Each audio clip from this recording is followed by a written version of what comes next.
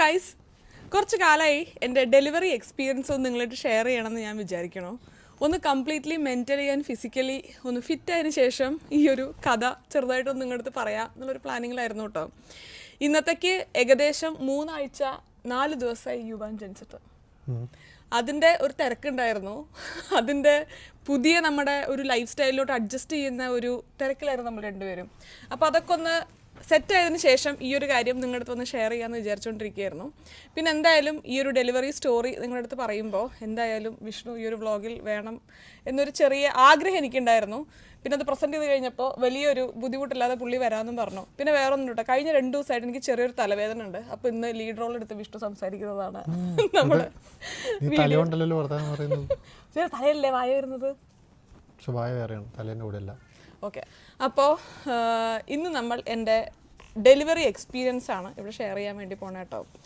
സത്യം പറഞ്ഞാൽ അവസാനത്തെ ഒരു ദിവസത്തെ എക്സ്പീരിയൻസ് മാത്രം കാര്യമായിട്ട് പറയാനേ ഉള്ളൂ. ബാക്കി കാര്യങ്ങളൊക്കെ നിങ്ങൾക്ക് തന്നെ ഞാൻ വീഡിയോയിൽ കൂടെ ഷെയർ ചെയ്ത് വെച്ചിട്ട് നിങ്ങൾക്ക് തന്നെ കുറേ കാര്യങ്ങൾ എങ്ങനെയായിരുന്നു എൻ്റെ ഫസ്റ്റ് ട്രൈമസ്റ്റർ, എങ്ങനെയായിരുന്നു എൻ്റെ സെക്കൻഡ് ട്രൈമസ്റ്റർ, എങ്ങനെയായിരുന്നു എൻ്റെ തേർഡ് ട്രൈമസ്റ്റർ എന്നുള്ള കഥകളൊക്കെ നിങ്ങൾക്ക് തന്നെ കുറേയൊക്കെ പറയാൻ തന്നെ അറിയുന്ന കാര്യമായിരിക്കും. അപ്പോൾ ഇന്ന് മെയിൻലി നമുക്ക് നമ്മുടെ ഡെലിവറി ഡേ ഫോക്കസ് ചെയ്തും കൊണ്ടിട്ടുള്ള ഒരു ചെറിയ വീഡിയോ ആവാം ഇന്ന്, അല്ലേ? അപ്പോൾ ഇനി സമയം കളയണ്ട, ഇന്നത്തെ ഒരു വീഡിയോ നമുക്ക് സ്റ്റാർട്ട് ചെയ്യാം. Welcome to yet another episode of Thani Malayalees. പറയാൻ വന്നു കേട്ടോ, പറയുന്ന നാക്കിൽ വന്നു, പിന്നെ നീ പറഞ്ഞ ഇമേജ് പോകുമെന്ന് വിചാരിച്ചു പറയാം. തനി മലയാളീസ് പ്രഹസനം. ഡെലിവറി എക്സ്പീരിയൻസ് എന്ന് പറയുമ്പോൾ നിങ്ങൾ അധികം ബോറടിപ്പിക്കാതെ നമ്മുടെ രണ്ടുപേരുടെയും first, second, third trimester experience എങ്ങനെ ഉണ്ടായിരുന്നു എന്നുള്ളതിൽ അധികം ലാഗ് അടിപ്പിക്കാതെ ഒരു 5 മിനിറ്റിൽ പറഞ്ഞ് അവസാനിപ്പിച്ച് നമ്മുടെ ഡെലിവറി ഡേയിലോട്ട് പോവാം. നമ്മൾ പറഞ്ഞിട്ടുള്ളത് പോലെ ഫസ്റ്റ് ട്രൈമസ്റ്റർ കുറച്ച് ടയറിങ് ആയിരുന്നു, പക്ഷെ നമ്മൾ രണ്ടുപേരും നന്നായിട്ട് എൻജോയ് ചെയ്തിട്ടുള്ള ഫേസ് ആയിരുന്നു. വിഷ്ണു കുറച്ചധികം കാര്യങ്ങൾ ഏറ്റെടുത്ത് ചെയ്തിട്ടുണ്ടായിരുന്നു. കാരണം ഒരു 8th വീക്കൊക്കെ ആയി കഴിഞ്ഞപ്പോൾ എനിക്ക് കുറച്ച് വോമിറ്റിങ്ങും കാര്യങ്ങളും ഒക്കെ വന്നിട്ടുണ്ടായിരുന്നു. വിഷ്ണുവിൻ്റെ സപ്പോർട്ടും പിന്നെ നമ്മുടെ ഇവിടുത്തെ ഫ്രണ്ട്സിൻ്റെ സപ്പോർട്ടും എല്ലാം കൊണ്ടും വലിയ ബുദ്ധിമുട്ടില്ലാത്ത രീതിയിൽ നമ്മുടെ ഹോർമോണൽ ഇംബാലൻസും നമ്മുടെ ഒരു പുതിയ ലൈഫിനോടുള്ള അഡ്ജസ്റ്റ്മെൻറ്റും ഒക്കെ നമ്മൾ വലിയ തിരക്കേടില്ലാത്ത രീതിയിൽ ചെയ്തിട്ടുണ്ടായിരുന്നു. ഇതായിരുന്നു എൻ്റെ ഭാഗത്തു നിന്നുള്ള ഒരു എക്സ്പീരിയൻസ്. വിഷ്ണുവിന് എങ്ങനെ ഉണ്ടായിരുന്നു first trimester? First trimester like നമ്മൾ പ്രതീക്ഷ പോലെ കുറച്ച് ബുദ്ധിമുട്ടുകളുണ്ടായിരുന്നു. പക്ഷേ അത് പ്രതീക്ഷിച്ചതായതുകൊണ്ട് വലിയ ബുദ്ധിമുട്ടുണ്ടായില്ല. കാരണം നമ്മൾ ഇങ്ങനെ കുറച്ച് ഛർദി വരും, നമ്മളിങ്ങനെ പറഞ്ഞ ആൾക്കാരെ കേട്ടുകൊണ്ട് നമ്മൾ ഇപ്പോൾ വരും എന്ന് പ്രതീക്ഷിക്കണം നിന്ന ഒരു സമയമായിരുന്നു അത്.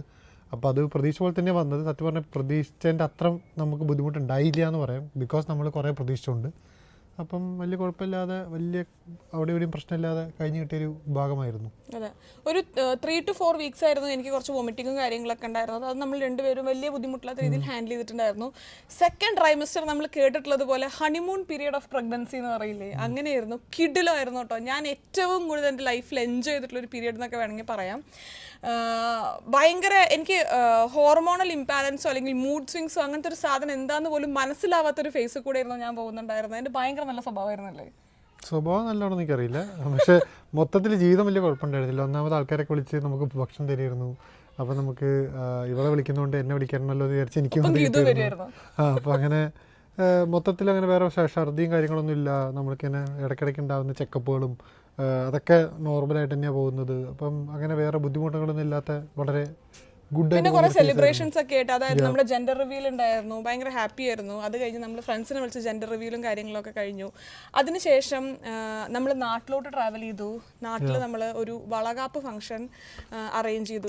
തീരെ പ്ലാൻ ചെയ്ത് പോയതല്ലായിരുന്നു, നമ്മൾ പെട്ടെന്ന് തീരുമാനിച്ച് പോയൊരു പരിപാടിയായിരുന്നു നാട്ടിൽ പോയത്. അപ്പോൾ അത് പ്രതീക്ഷിക്കാതെ കിട്ടിയൊരു 1 മന്തിലെ കുറേ അടിപൊളി ടൈമായിരുന്നു.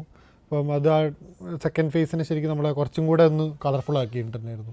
നമ്മൾ നാട്ടിൽ പോകണോ വേണ്ടേ എന്നുള്ളൊരു ചെറിയ ഡിസ്കഷൻ ഉണ്ടായിരുന്നു. നാട്ടിൽ പോകാനുള്ള മെയിൻ റീസൺ എന്ന് പറയുന്നത് വിഷ്ണുവിൻ്റെ അമ്മമ്മേനെ കാണണമായിരുന്നു. വിഷ്ണുവിൻ്റെ അമ്മമ്മ അത്യാവശ്യം ഏജ്ഡ് ആയിട്ട് ഇരിക്കുകയാണ്, ഇപ്പോൾ 96 ആയി. അപ്പോൾ കഴിഞ്ഞ തവണ ഞാൻ നാട്ടിൽ പോയപ്പോൾ വിഷ്ണുവിന് വരാൻ വേണ്ടി പറ്റിയിട്ടുണ്ടായിരുന്നില്ല. പക്ഷേ എന്തായാലും നമ്മൾ അമ്മമ്മേനെ കാണണം എന്നുള്ളൊരാഗ്രഹം അമ്മമ്മ പറഞ്ഞു കഴിഞ്ഞപ്പോൾ പിന്നെ നമ്മൾ എന്തായാലും പോവാമെന്ന് വിചാരിച്ചു. ആദ്യം ചെറിയ ഡൗട്ട്സ് ഒക്കെ ഉണ്ടായിരുന്നു, ഞാനും കൂടെ പോകണോ ഒപ്പം, കാരണം പ്രഗ്നൻ്റ് ആകുമ്പോൾ അത്ര ട്രാവൽ ചെയ്യാൻ പാടുമെന്നൊക്കെ. പിന്നെ നമ്മളെ ഇവിടെ കൺസൾട്ട് ചെയ്യുന്ന മിഡ് വൈഫിൻ്റെ അടുത്തൊക്കെ ചെക്ക് ചെയ്ത് കഴിഞ്ഞപ്പോൾ അവർ ട്രാവൽ ചെയ്യാൻ ഫിറ്റാണ് ഞാനെന്ന് പറഞ്ഞു. നാട്ടിലോട്ട് ട്രാവൽ ചെയ്തു. അവിടെ വലിയ പ്ലാനിങ് ഒന്നും മുന്നേ ഉണ്ടായിരുന്നില്ലെങ്കിൽ നമ്മളൊരു വളകാപ്പ് വളരെ നമ്മുടെ ഇമ്മീഡിയറ്റ് ഫാമിലീനെ വെച്ച് നടത്തി. അങ്ങനെ 2-3 സെലിബ്രേഷൻസും കാര്യങ്ങളും ഒക്കെയുള്ള നല്ലൊരു ഫേസ് ആയിരുന്നു അത്. കൂടുതൽ നമ്മൾ ലക്കി ആയിരുന്നു. കാരണം പ്രഗ്നൻ്റ് ആയിരിക്കുന്ന ആ ഒരു സമയത്ത് വിഷ്ണുവിൻ്റെ പേരൻസിൻ്റെ ഒപ്പം, എൻ്റെ പേരൻസിൻ്റെ ഒപ്പം, ഗ്രാൻഡ് പേരൻസിൻ്റെ ഒപ്പം, നമ്മുടെ രണ്ടുപേരുടെ ഫാമിലിയുടെ ഒപ്പം നമുക്ക് ടൈം സ്പെൻഡ് ചെയ്യാൻ പറ്റി ഇവിടെ ആയിട്ട് പോലും. അപ്പോൾ അത് ഒരു ഗുഡ് ഫീൽ ആയിരുന്നു. അതിനുശേഷം തേർഡ് ട്രൈമസ്റ്റർ എങ്ങനെ ഉണ്ടായിരുന്നു? തേർഡ് ട്രൈമസ്റ്റർ ആയിരുന്നു കൂട്ടത്തിൽ കുറച്ച് പ്രശ്നക്കാരൻ. കാരണം നമ്മൾ തീരെ അതിനെപ്പറ്റി ആലോചിച്ചിരുന്നില്ല എന്നുള്ളതാണ് സത്യം എനിക്ക് തോന്നുന്നു. നമ്മളത് പിന്നെ നമ്മൾ തീരെ അതിനെപ്പറ്റി ഗവേഷിച്ചില്ല. നമ്മളത് സെക്കൻഡ് ട്രൈമസ്റ്ററിൻ്റെ ബാക്കിയായിട്ട് അങ്ങനെ തന്നെ അടിപൊളിയായിട്ട് കഴിഞ്ഞു പോകുമെന്ന് വിചാരിച്ചു. പക്ഷേ ഭയങ്കര ടയേർഡ്നെസ്സും ഭയങ്കര ക്ഷീണം, പിന്നെ മൂഡ് സ്വിങ്സ് ഉണ്ടായിരുന്നു ഐശുവിന്. അധിക ദിവസവും അങ്ങോട്ടും ഇങ്ങോട്ടൊക്കെ ആയിട്ടുള്ള ഓരോ തോട്ട്സും. അതേ സമയത്ത് എനിക്കും ഓഫീസിൽ ഭയങ്കര തിരക്കുള്ള സമയമായിരുന്നു. അപ്പം ഐശുവിൻ്റെ ടയർഡ്നെസ്സും കാര്യങ്ങളൊക്കെ വരുമ്പോൾ വീടും മാനേജ് ചെയ്യുക, ഓഫീസ് മാനേജ് ചെയ്യുക എന്ന് പറയുന്നത് എനിക്കും കുറച്ച് ഹെക്റ്റിക് ആവുന്നുണ്ടായിരുന്നു. അങ്ങനെ പ്രതീക്ഷിക്കാതെ നമ്മൾ ക്വസ്റ്റ്യൻ പേപ്പർ മാറി ഹോളിൽ കയറി ഒരു പ്രതീക്ഷയായിരുന്നു ആ ഒരു 1-2 മാസം ഉണ്ടായിരുന്നത്. 1-2 മാസമല്ല, എസ്പെഷ്യലി ലാസ്റ്റ് മന്ത് ഒരു 35 വീക്സ് ഒക്കെ ആയപ്പോഴായിരുന്നു, ഏകദേശം ഒരു 3-4 ആഴ്ചയോളമായിരുന്നു നമുക്ക് ഭയങ്കര ബുദ്ധിമുട്ടുണ്ടായിരുന്നു. കാരണം എനിക്കൊരു ദിവസം എൻ്റെ എനർജി ഒരു കാര്യം ചെയ്യാനേ ഉള്ളൂ. ഞാനിപ്പോൾ ആ ദിവസം എന്തെങ്കിലും ഒരു ഫുഡ് കുക്ക് ചെയ്യുകയാണെങ്കിൽ അതിൽ എൻ്റെ എനർജി തീർന്നു. അല്ല ഞാനിപ്പോൾ ഒരു വീഡിയോ എടുക്കുകയാണെങ്കിൽ, കാരണം ഇത് നമ്മുടെ പ്രൊഫഷനാണല്ലോ, ഇത് നമുക്ക് നിർത്തിവെച്ച് ചെയ്യാൻ പറ്റില്ല. അപ്പോൾ എന്തെങ്കിലുമൊക്കെ കമ്മിറ്റ്മെൻറ്റ്സ് ഉണ്ടെങ്കിൽ ഒരു വീഡിയോ എടുക്കുകയാണെന്നുണ്ടെങ്കിൽ, ഇപ്പോൾ നിങ്ങൾക്ക് നോക്കിയാലും അറിയാം, ഞാൻ വലിയ ബ്രേക്കൊന്നും എടുത്തിട്ടില്ല എൻ്റെ പ്രഗ്നൻസി ടൈമിലും വീഡിയോ പോസ്റ്റ് ചെയ്യുന്നതിൽ. അപ്പോൾ ഒരു വീഡിയോ എടുക്കുകയാണെന്നുണ്ടെങ്കിൽ എൻ്റെ ആ ദിവസം എനർജി തീർന്നു. പിന്നെ ഭയങ്കര ദേഷ്യം വരിക, അങ്ങനെ എന്തൊക്കെയോ ആയിട്ടുള്ള ഒരു ഫേസിലൂടെ ആയിരുന്നു തേർഡ് ട്രൈമസ്റ്റർ പോകുന്നുണ്ടായിരുന്നു. നമുക്ക് ലാസ്റ്റൊക്കെ തോന്നി അച്ഛനും അമ്മയും ഒന്ന് നേരത്തെ വന്നാൽ മതിയായിരുന്നു. കാരണം ഞങ്ങൾക്ക് രണ്ടുപേർക്കും അങ്ങോട്ടും ഇങ്ങോട്ടും എല്ലാം കൊണ്ട് മാനേജ് ചെയ്ത് എത്തുന്നില്ല. അപ്പോൾ നമുക്കും തോന്നി അച്ഛനും വരാൻ കുറച്ച് ലേറ്റ് ആയി പോയി, അവർ കുറച്ച് നേരത്തെ വന്നിരുന്നെങ്കിൽ ഞങ്ങൾ കുറച്ചും കൂടെ ഒരു ഹെൽപ്പ് ആയേനെ. കാരണം ഞങ്ങൾക്ക് രണ്ടുപേരും, ഞാനും കുറച്ച് ടയേർഡായി പോയി ആ സമയത്ത്. എനിക്ക് കുറച്ച് ബാക്ക് പെയിൻ ഇഷ്യൂസ് ഒക്കെ ഉണ്ടായിരുന്നു ആ സമയത്ത്. അപ്പം എനിക്കും എല്ലാ കാര്യങ്ങളും എനിക്ക് അത്ര ടയർഡ്നെസ് ഉണ്ടായിരുന്നില്ല, അത് കഴിഞ്ഞിട്ടായിരുന്നു. ഇല്ല, രണ്ടുപേർക്കും മാറി മാറി. ഇപ്പം അത് ഞാൻ കുറച്ച് എനിക്ക് ടയർഡ്നെസ്സും ഉണ്ടായി. അപ്പോൾ ഐശുവിന് വേറെയും കുറച്ച് എക്സ്ട്രാ കാര്യങ്ങളൂടെ മാനേജ് ചെയ്യേണ്ടി വന്നു. പിന്നെ ഞാൻ കുറച്ച് ബെറ്റർ ആയപ്പോൾ ഐശു ഭയങ്കര ടയേർഡായിടും തുടങ്ങി. അപ്പം എല്ലാം കൊണ്ടും ഇങ്ങനെ ഒരു എന്താ പറയുക, ഭയങ്കര ഗുഡ് അല്ലാത്തൊരു അടിപൊളി അല്ലാത്തൊരു ഫേസ് ആയിരുന്നു അത്. കുഴപ്പമൊന്നുമില്ല, ലൈക്ക് വലിയ പ്രശ്നങ്ങളൊന്നുമില്ല. പക്ഷേ ഞങ്ങൾ മെൻ്റലി ഫിസിക്കലി കുറച്ച് ടയർഡായിട്ടുള്ള ഒരു ഫേസ് ആയിരുന്നു അത്. അങ്ങനെ നമ്മൾ പ്ലാൻ ചെയ്തതുപോലെ അമ്മടിയും അച്ഛനും വരുന്ന ദിവസം എത്തി. ജൂലൈ 9-നായിരുന്നു അവരിവിടെ എത്തുന്നുണ്ടായിരുന്നത്. അമ്മയ്ക്കും അച്ഛനും ടെൻഷൻ ഉണ്ടായിരുന്നു, അവർ വരുന്നതിൻ്റെ മുന്നെങ്ങാനും ഞാൻ പ്രസവിക്കുക എന്നുള്ളത്. കാരണം അങ്ങനെയാണെങ്കിൽ എങ്ങനെ നമ്മളൊരു ന്യൂ ബോൺ ഹാൻഡിൽ ചെയ്യും എന്നുള്ളൊരു ടെൻഷൻ അമ്മയ്ക്കും അച്ഛനും ഉണ്ടായിരുന്നു. കാരണം അമ്മയ്ക്കും അച്ഛനും 6 കൊല്ലം മുന്നേ എന്നെയാണല്ലോ അറിയുള്ളൂ, ഇപ്പം ഞാൻ പൊള്ളിയാന്നുള്ളവർക്ക് അറിയില്ല. അപ്പോൾ അതുകൊണ്ട് അവർക്ക് ആ ടെൻഷൻ ഉണ്ടായിരുന്നു. അതുകൊണ്ട് അമ്മയും അച്ഛനും എന്നോട് പറയുന്നുണ്ടായിരുന്നു നേരത്തെ ടിക്കറ്റ് എടുത്തുകൂടെ, വിഷ്ണു എന്നോട് പറയുന്നുണ്ടായിരുന്നു നേരത്തെ ടിക്കറ്റ് എടുത്തുകൂടെ എന്ന്. പക്ഷേ എനിക്ക് എന്തോ ഒരു പ്രതീക്ഷയായിരുന്നു, ഡേറ്റിനോട് എടുത്തിട്ടാണ് നമ്മൾ ഡെലിവറി ഉണ്ടായിരിക്കുള്ളൂ എന്നുള്ളത്. വെറുതെ ഉള്ള പ്രതീക്ഷയായിരിക്കാം. പക്ഷേ അതുകൊണ്ട് ജൂലൈ 9-നാണ് നമ്മൾ ടിക്കറ്റ് എടുത്തത്. ജൂലൈ 9-ന് അവരിവിടെ എത്തി. ഏകദേശം ഒരു 10 ദിവസം കഴിഞ്ഞിട്ടാണ് യുവാൻ വരാൻ തീരുമാനിക്കുന്നത്. പക്ഷെ ആ 10 ദിവസം നല്ലൊരു പീരീഡ് ആയിരുന്നു കേട്ടോ. കാരണം ഡെലിവറി കഴിഞ്ഞിട്ട് ഏകദേശം ഒരു 2 വീക്സോളം അമ്മയും അച്ഛനും തന്നെയാണ് ഈ വീട് മൊത്തത്തിൽ ഓടിക്കുന്നുണ്ടായിരുന്നത്. ഇപ്പോഴാണ് ഞാനും വിഷ്ണുവും തിരിച്ചൊന്നും കൂടെ അതിലോട്ട് ഇറങ്ങി സ്റ്റെപ്പിൻ ചെയ്ത് കാര്യങ്ങൾ ചെയ്തു തുടങ്ങിയത്. ഒരു 10 ദിവസത്തിൽ അവർക്ക് ഇവിടെ ഒന്ന് അഡാപ്റ്റ് ചെയ്ത് ഇവിടുത്തെ കാര്യങ്ങളൊക്കെ ഒന്ന് മനസ്സിലാക്കി ചെയ്തു തുടങ്ങാനുള്ള ഒരു സമയം നല്ലതായിരുന്നു ഒരു 10 ദിവസം. അങ്ങനെ ജൂലൈ 16 വൈകുന്നേരം ഏകദേശം ഒരു 7 മണിയൊക്കെ ആകുമ്പോൾ അമ്മയും അച്ഛനും നടക്കാൻ പോകാൻ തീരുമാനിക്കുകയാണ് ഇവിടുത്തെ ഒരു പാർക്കിലോട്ട്. അപ്പോൾ ഞാൻ അവരെ ഡ്രൈവ് ചെയ്ത് ആ ഒരു പാർക്കിൽ ഡ്രോപ്പ് ചെയ്തു. യൂഷ്വലി ഈവനിങ് അവർ നടക്കാൻ പോകുമ്പോൾ ഞാൻ ഇവരൊപ്പം നടക്കാറുണ്ട്. പക്ഷേ അന്ന് അവർ ഡ്രോപ്പ് ചെയ്തതിന് ശേഷം എനിക്ക് ഭയങ്കര ഒരു ടയർഡ്നെസ്, എനിക്കൊരു ഫീലിംഗ് എനിക്കിത് നടക്കാൻ പറ്റില്ല എന്നുള്ളത്. എനിക്ക് ഭയങ്കരമായിട്ട് നമുക്ക് തോന്നില്ലേ, നമ്മൾ ബോഡി ഇന്ന് ഒപ്പം നിൽക്കുന്നില്ല എന്നൊരു തോന്നൽ. അവർ ഡ്രോപ്പ് ചെയ്ത് ഞാൻ തിരിച്ച് വീട്ടിൽ വന്ന് ഞാൻ കിടക്കുകയായിരുന്നു. അത് കഴിഞ്ഞ് അവർ നടത്തം കഴിഞ്ഞ് ഞാൻ അവരെ പിക്ക് ചെയ്യാൻ പോയി. തിരിച്ച് വന്ന് വീട്ടിൽ വന്ന് അന്ന് രാത്രി നമ്മൾ ഉറങ്ങി 12 മണിക്കാണ് എനിക്ക് ആദ്യമായിട്ട് ലേബർ പെയിൻ സ്റ്റാർട്ട് ചെയ്യുന്നത്. പക്ഷെ അതൊരു ഭയങ്കര ബ്യൂട്ടിഫുൾ സിംറ്റം ആയിരുന്നു. നമ്മുടെ ബോഡി ആ ഒരു പ്രോസസ്സിലോട്ട് എൻ്റർ ചെയ്യുക എന്നുള്ളത് അത്ര കാലം ഇല്ലാത്തൊരു ക്ഷീണം നമുക്ക് അന്ന് വൈകുന്നേരം എനിക്ക് ഫീൽ ചെയ്യുന്നുണ്ട്. കാരണം ആ ഒരു ടപ്പ് എന്നൊരു പെയിൻ സ്റ്റാർട്ട് ചെയ്യലല്ലോ, നമ്മുടെ ബോഡി അതിൻ്റെ സിംറ്റംസ് വന്നുകൊണ്ടിരിക്കുകയാണ്. നീ റെസ്റ്റ് എടുക്കൂ, you are going to that phase എന്നുള്ള ഒരു സിംറ്റമായിട്ട് എനിക്ക് തോന്നിയിട്ടുണ്ടായിരുന്നു. അല്ലാതെ ഞാൻ ഒരു 10 കിലോമീറ്റർ മാരത്തോൺ ഓടി വന്നിട്ട് ഞാൻ പ്രസവിക്കുകയല്ലോ ചെയ്യുന്നത്. It's A slow process. അങ്ങനെ എനിക്കൊരു അടിപൊളിയായിട്ട് എനിക്ക് തോന്നിയിട്ടുണ്ടായിരുന്നു. എനിക്ക് എല്ലാം അടിപൊളിയായിട്ട് തോന്നിയിട്ടുണ്ടായിരുന്നു. പിന്നെ അങ്ങനെ 12 മണിക്ക് നമുക്ക് കോൺട്രാക്ഷൻ സ്റ്റാർട്ട് ചെയ്യണം. ഏകദേശം 12 മണിയോട് അടുപ്പിച്ച്. ബാക്കി നീ ഇഷ്ടം പറയും. എന്നെ കണ്ടപ്പോൾ തലവേദന ഉണ്ടോന്ന്. എനിക്ക് നല്ല തലവേദന ഉണ്ട് ഇവിടെ സൈനസ് ഏരിയയിൽ. 12 മണിക്ക് എനിക്കിതിൽ കിട്ടിയൊരു ഫീലിംഗ് എന്ന് പറഞ്ഞാൽ, അന്ന് സത്യം പറഞ്ഞാൽ എനിക്കാണെങ്കിൽ ഞാൻ ജിമ്മിലൊക്കെ പോയി വന്നിട്ട് കുറച്ച് ടയർഡായിരുന്നു. ഞാനിങ്ങനെ പറഞ്ഞു ഇന്ന് രാത്രി ഒന്ന് ഫുള്ളായിട്ട് ഉറങ്ങണം, എന്നാലേ നാളെ രാവിലെ ഞാൻ കുറച്ച് ബെറ്റർ ആവുള്ളൂ എന്നൊക്കെ ഞാൻ പറഞ്ഞിട്ടുണ്ടായിരുന്നു. അത് പക്ഷേ ഞാൻ കിടക്കാൻ പോകുമ്പോഴാണ് ഐഷോനോട് പറയുന്നത് എനിക്ക് ചെറിയൊരു പെയിൻ ഉണ്ട്. പക്ഷേ ഐഷോ അത് 2 വീക്സ് മുന്നേയും പറഞ്ഞിട്ടുണ്ടായിരുന്നു ഇതേപോലെ ഫോൾസ് ലേബർ പെയിൻ പോലെ 1-2 സെനാരിയോസ് നമ്മൾ ഇങ്ങനെ ഫേസ് ചെയ്തിട്ടുണ്ടായിരുന്നു. അപ്പോൾ ഞാൻ പറഞ്ഞു നോക്കി നോക്ക്, നമുക്ക് ചിലപ്പോൾ അതുപോലത്തെ ആയിരിക്കും എന്ന് വിചാരിച്ചപ്പോൾ ഞാൻ വിചാരിച്ചു ദൈവം ഇന്ന് വേണ്ടായിരുന്നു, കാരണം ഇന്ന് എനിക്ക് വയ്യ, ഞാനാകെ എൻ്റെ ഒരു കിളി പോയി നിൽക്കുന്ന ഒരു സിറ്റുവേഷൻ ആയിരുന്നു. എനിക്ക് കണ്ണിലൊരു കുരു ഉണ്ടായിരുന്നു. അപ്പോൾ അത് കാരണം കണ്ണും വലിയ അടയ്ക്കാൻ പറ്റുന്നില്ല, പിന്നെ നല്ല ടയർഡായിരുന്നു. അപ്പോൾ ഞാൻ വിചാരിച്ചത് അന്ന് രാത്രി ഉറക്കത്തിലൂടെ എൻ്റെ പല പ്രശ്നങ്ങളും മാറുമെന്ന് വിചാരിക്കുമ്പോഴാണ് അതിനെക്കാട്ടൊക്കെ വലിയൊരു സംഭവം ഐഷു എന്നോട് പറയുന്നത്. അപ്പോൾ ഞാൻ വിചാരിച്ചു ഏത് ഫോൾസ് ആയിരിക്കും, ആ രീതിയിലായിരുന്നു. ഞാൻ തന്നെ എന്നെ പറഞ്ഞ് സമാധാനിപ്പിച്ചു. 1 മണിക്കൂർ കഴിഞ്ഞ് ഐഷു പറയും കുഴപ്പമൊന്നുമില്ല, അപ്പോൾ നമ്മൾ വീണ്ടും കിടന്നുറങ്ങുന്നു. ഇതായിരുന്നു എൻ്റെ മനസ്സിലെ ഹാപ്പി ഫ്ലോ ആയിട്ട് ഞാൻ വിചാരിച്ച കാര്യം. പിന്നെ ഒരു ഗുഡ് തിങ് ആക്ച്വലി ഒന്ന് ഇൻട്രപ്റ്റ് ചെയ്യുകയാണ്, ഇത് കഴിഞ്ഞിട്ട് ഞാൻ കണ്ടിന്യൂ ചെയ്തോളൂ, സോറി. ഇതിലൊരു ഗുഡ് തിങ് ആയിട്ടുള്ളൊരു കാര്യം എന്ന് പറഞ്ഞാൽ നമ്മൾ ഫസ്റ്റ് ടൈം പേരൻസ് ആണെന്നുണ്ടെങ്കിൽ, നമ്മുടെ ഫസ്റ്റ് ഡെലിവറി ആണെന്നുണ്ടെങ്കിൽ നമ്മൾ രണ്ടുപേരും ഈ ഒരു പ്രോസസ്സിൽ വെൽ എഡ്യൂക്കേറ്റഡ് ആയിരുന്നു. ഇവിടെ ബർത്ത് ക്ലാസ് അറ്റൻഡ് ചെയ്തിട്ടും ഡെലിവറി കഴിഞ്ഞ ആൾക്കാരടുത്ത് സംസാരിച്ചിട്ടും എഡ്യൂക്കേഷണൽ വീഡിയോസ് കണ്ടു കഴിഞ്ഞിട്ടും എന്താണ് കോൺട്രാക്ഷൻ, അല്ലെങ്കിൽ എങ്ങനെയാണ് വാട്ടർ ബ്രേക്ക്, എങ്ങനെ ഒരു ലേബർ പെയിൻ സ്റ്റാർട്ട് ചെയ്യാം, ഫോൾസ് ലേബർ പെയിൻ ആണെങ്കിൽ എങ്ങനെയാണ് അതൊരു എന്താ പറയുക ലേബർ പെയിനോട് ഡിഫറെൻ്റ് ആവുന്നത്, ഫ്രീക്വൻസി എത്ര ഡിഫറൻസ് വരും, എത്ര പീക്ക് പെയിൻ പോകും, നമ്മൾ എന്തൊക്കെ ശ്രദ്ധിക്കണം, അങ്ങനത്തെ കുറേ കാര്യങ്ങളിൽ നമ്മൾ രണ്ടുപേരും എഡ്യൂക്കേറ്റഡ് ആയിരുന്നു. ഈ ഒരു 10 മാസത്തെ സമയം എടുത്തത്. അതിന് മുന്നേ ഇതിനെ പറ്റി ഒരു ഐഡിയ ഉണ്ടായിരുന്നില്ല കേട്ടോ.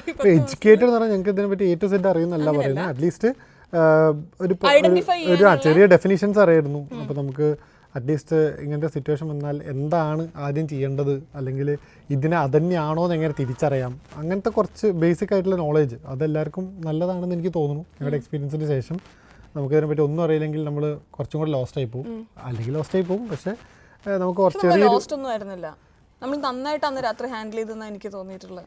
ആയിരിക്കും, ഡിപ്പെൻസ് ഒന്നും എനിക്ക് അങ്ങനെ തോന്നിയിട്ടില്ല കേട്ടോ. കാരണം ഫസ്റ്റ് ഡെലിവറി ആയിട്ട് ഞാൻ വിചാരിച്ചായിരുന്നു 12-ന് നമുക്ക് ലേബർ പെയിൻ സ്റ്റാർട്ട് ചെയ്തിട്ട് രാവിലെ 5:45-6 മണിയാകുമ്പോഴാണ് നമ്മൾ അമ്മടി അച്ഛൻ്റെ അടുത്ത് പറയുന്നത്. കാരണം നമ്മൾ വിചാരിച്ചു വെറുതെ അവരുടെ ഉറക്കം ഡിസ്റ്റർബ് ചെയ്യണ്ട. 12-ന് ഏകദേശം ഈ ഒരു ലേബർ പെയിൻ സ്റ്റാർട്ട് ചെയ്തിട്ട് ഏകദേശം ഒരു 2-2:30 ആകുമ്പോഴാണ് നമുക്ക് ഒരു ഡെഫിനിറ്റ് ഇൻ്റർവെല്ലിൻ്റെ അകത്ത് പിന്നെ പെയിൻ വരുന്നുണ്ട്, അതൊരു പീക്ക് പോലെ പോയി താഴത്തോട്ട് വരികയാണ്. അങ്ങനെ നമ്മൾ ഉറപ്പിക്കുന്ന ഇതൊരു ലേബർ പെയിൻ ആണ് എന്നുള്ളത്. പിന്നെ നമ്മൾ ഇൻ്റർവെൽസും എത്ര നേരം കോൺട്രാക്ഷൻ ലാസ്റ്റ് ചെയ്യുന്നുണ്ട് എന്നുള്ളതൊക്കെ നമ്മൾ ടൈമർ വെച്ചൊക്കെ നോക്കി മനസ്സിലാക്കി. ഇത് കൂടുതൽ ഇൻ്റർവെൽസിൽ വരികയാണെങ്കിൽ അവരെ വിളിക്കാമെന്ന് വിചാരിച്ചു. അല്ലാന്നുണ്ടെങ്കിൽ ഇതൊരു ലോങ് പ്രോസസ്സാണല്ലോ ലേബർ. ഇപ്പം എനിക്ക് ഫസ്റ്റ് ലേബർ പെയിൻ സ്റ്റാർട്ട് ചെയ്ത് ഇപ്പം തന്നെ പ്രസവിക്കില്ലല്ലോ. അപ്പോൾ അതുകൊണ്ട് നമ്മൾ വെയിറ്റ് ചെയ്ത് രാവിലെ 6 മണിക്കാണ് ഏകദേശം അവരുടെ നമ്മൾ പറഞ്ഞത്. എനിക്കതൊരു നല്ല ഹാൻഡ്ലിംഗ് ആയിട്ടാണ് എനിക്ക് തോന്നുന്നത്. നീ അല്ലെങ്കിൽ നിൻ്റെ ഏത് കാര്യം മോശമെന്ന് പറയാറ്.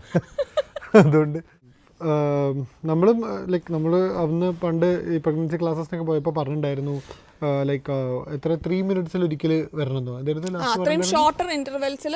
ഇനീഷ്യലി നമുക്ക് ബേബി 1 അവറിൽ ഒരിക്കലായിരിക്കും വരിക, പിന്നെ അത് ഇങ്ങനെ കൂടി വരും, അങ്ങനെയൊക്കെയാണ് പറഞ്ഞിട്ടുണ്ടായിരുന്നത്. അപ്പോൾ നമ്മൾ ഇങ്ങനെ ഒരു പെയിൻ ഫീൽ തുടങ്ങിയപ്പോൾ നമ്മൾ ഫസ്റ്റ് ഒരു ടൈമർ വെച്ചിട്ട് എപ്പോഴൊക്കെയാണ് പെയിൻ ഫീൽ ചെയ്യുന്നത്, എത്ര കോൺസിക്യൂട്ടീവായിട്ടാണ് പെയിൻ ഫീൽ ചെയ്യുന്നത്, അങ്ങനത്തെ കാര്യങ്ങളൊന്ന് മെഷർ ചെയ്യാനാണ് നമ്മൾ ഫസ്റ്റ് ട്രൈ ചെയ്തത്. അപ്പം അത് നമ്മൾ ഇപ്പം 12 o'clock ഞാൻ ഡെയിലി ഒരു ക്യാമറ മുമ്പിലൊന്നും ഇരിക്കാറില്ലല്ലോ.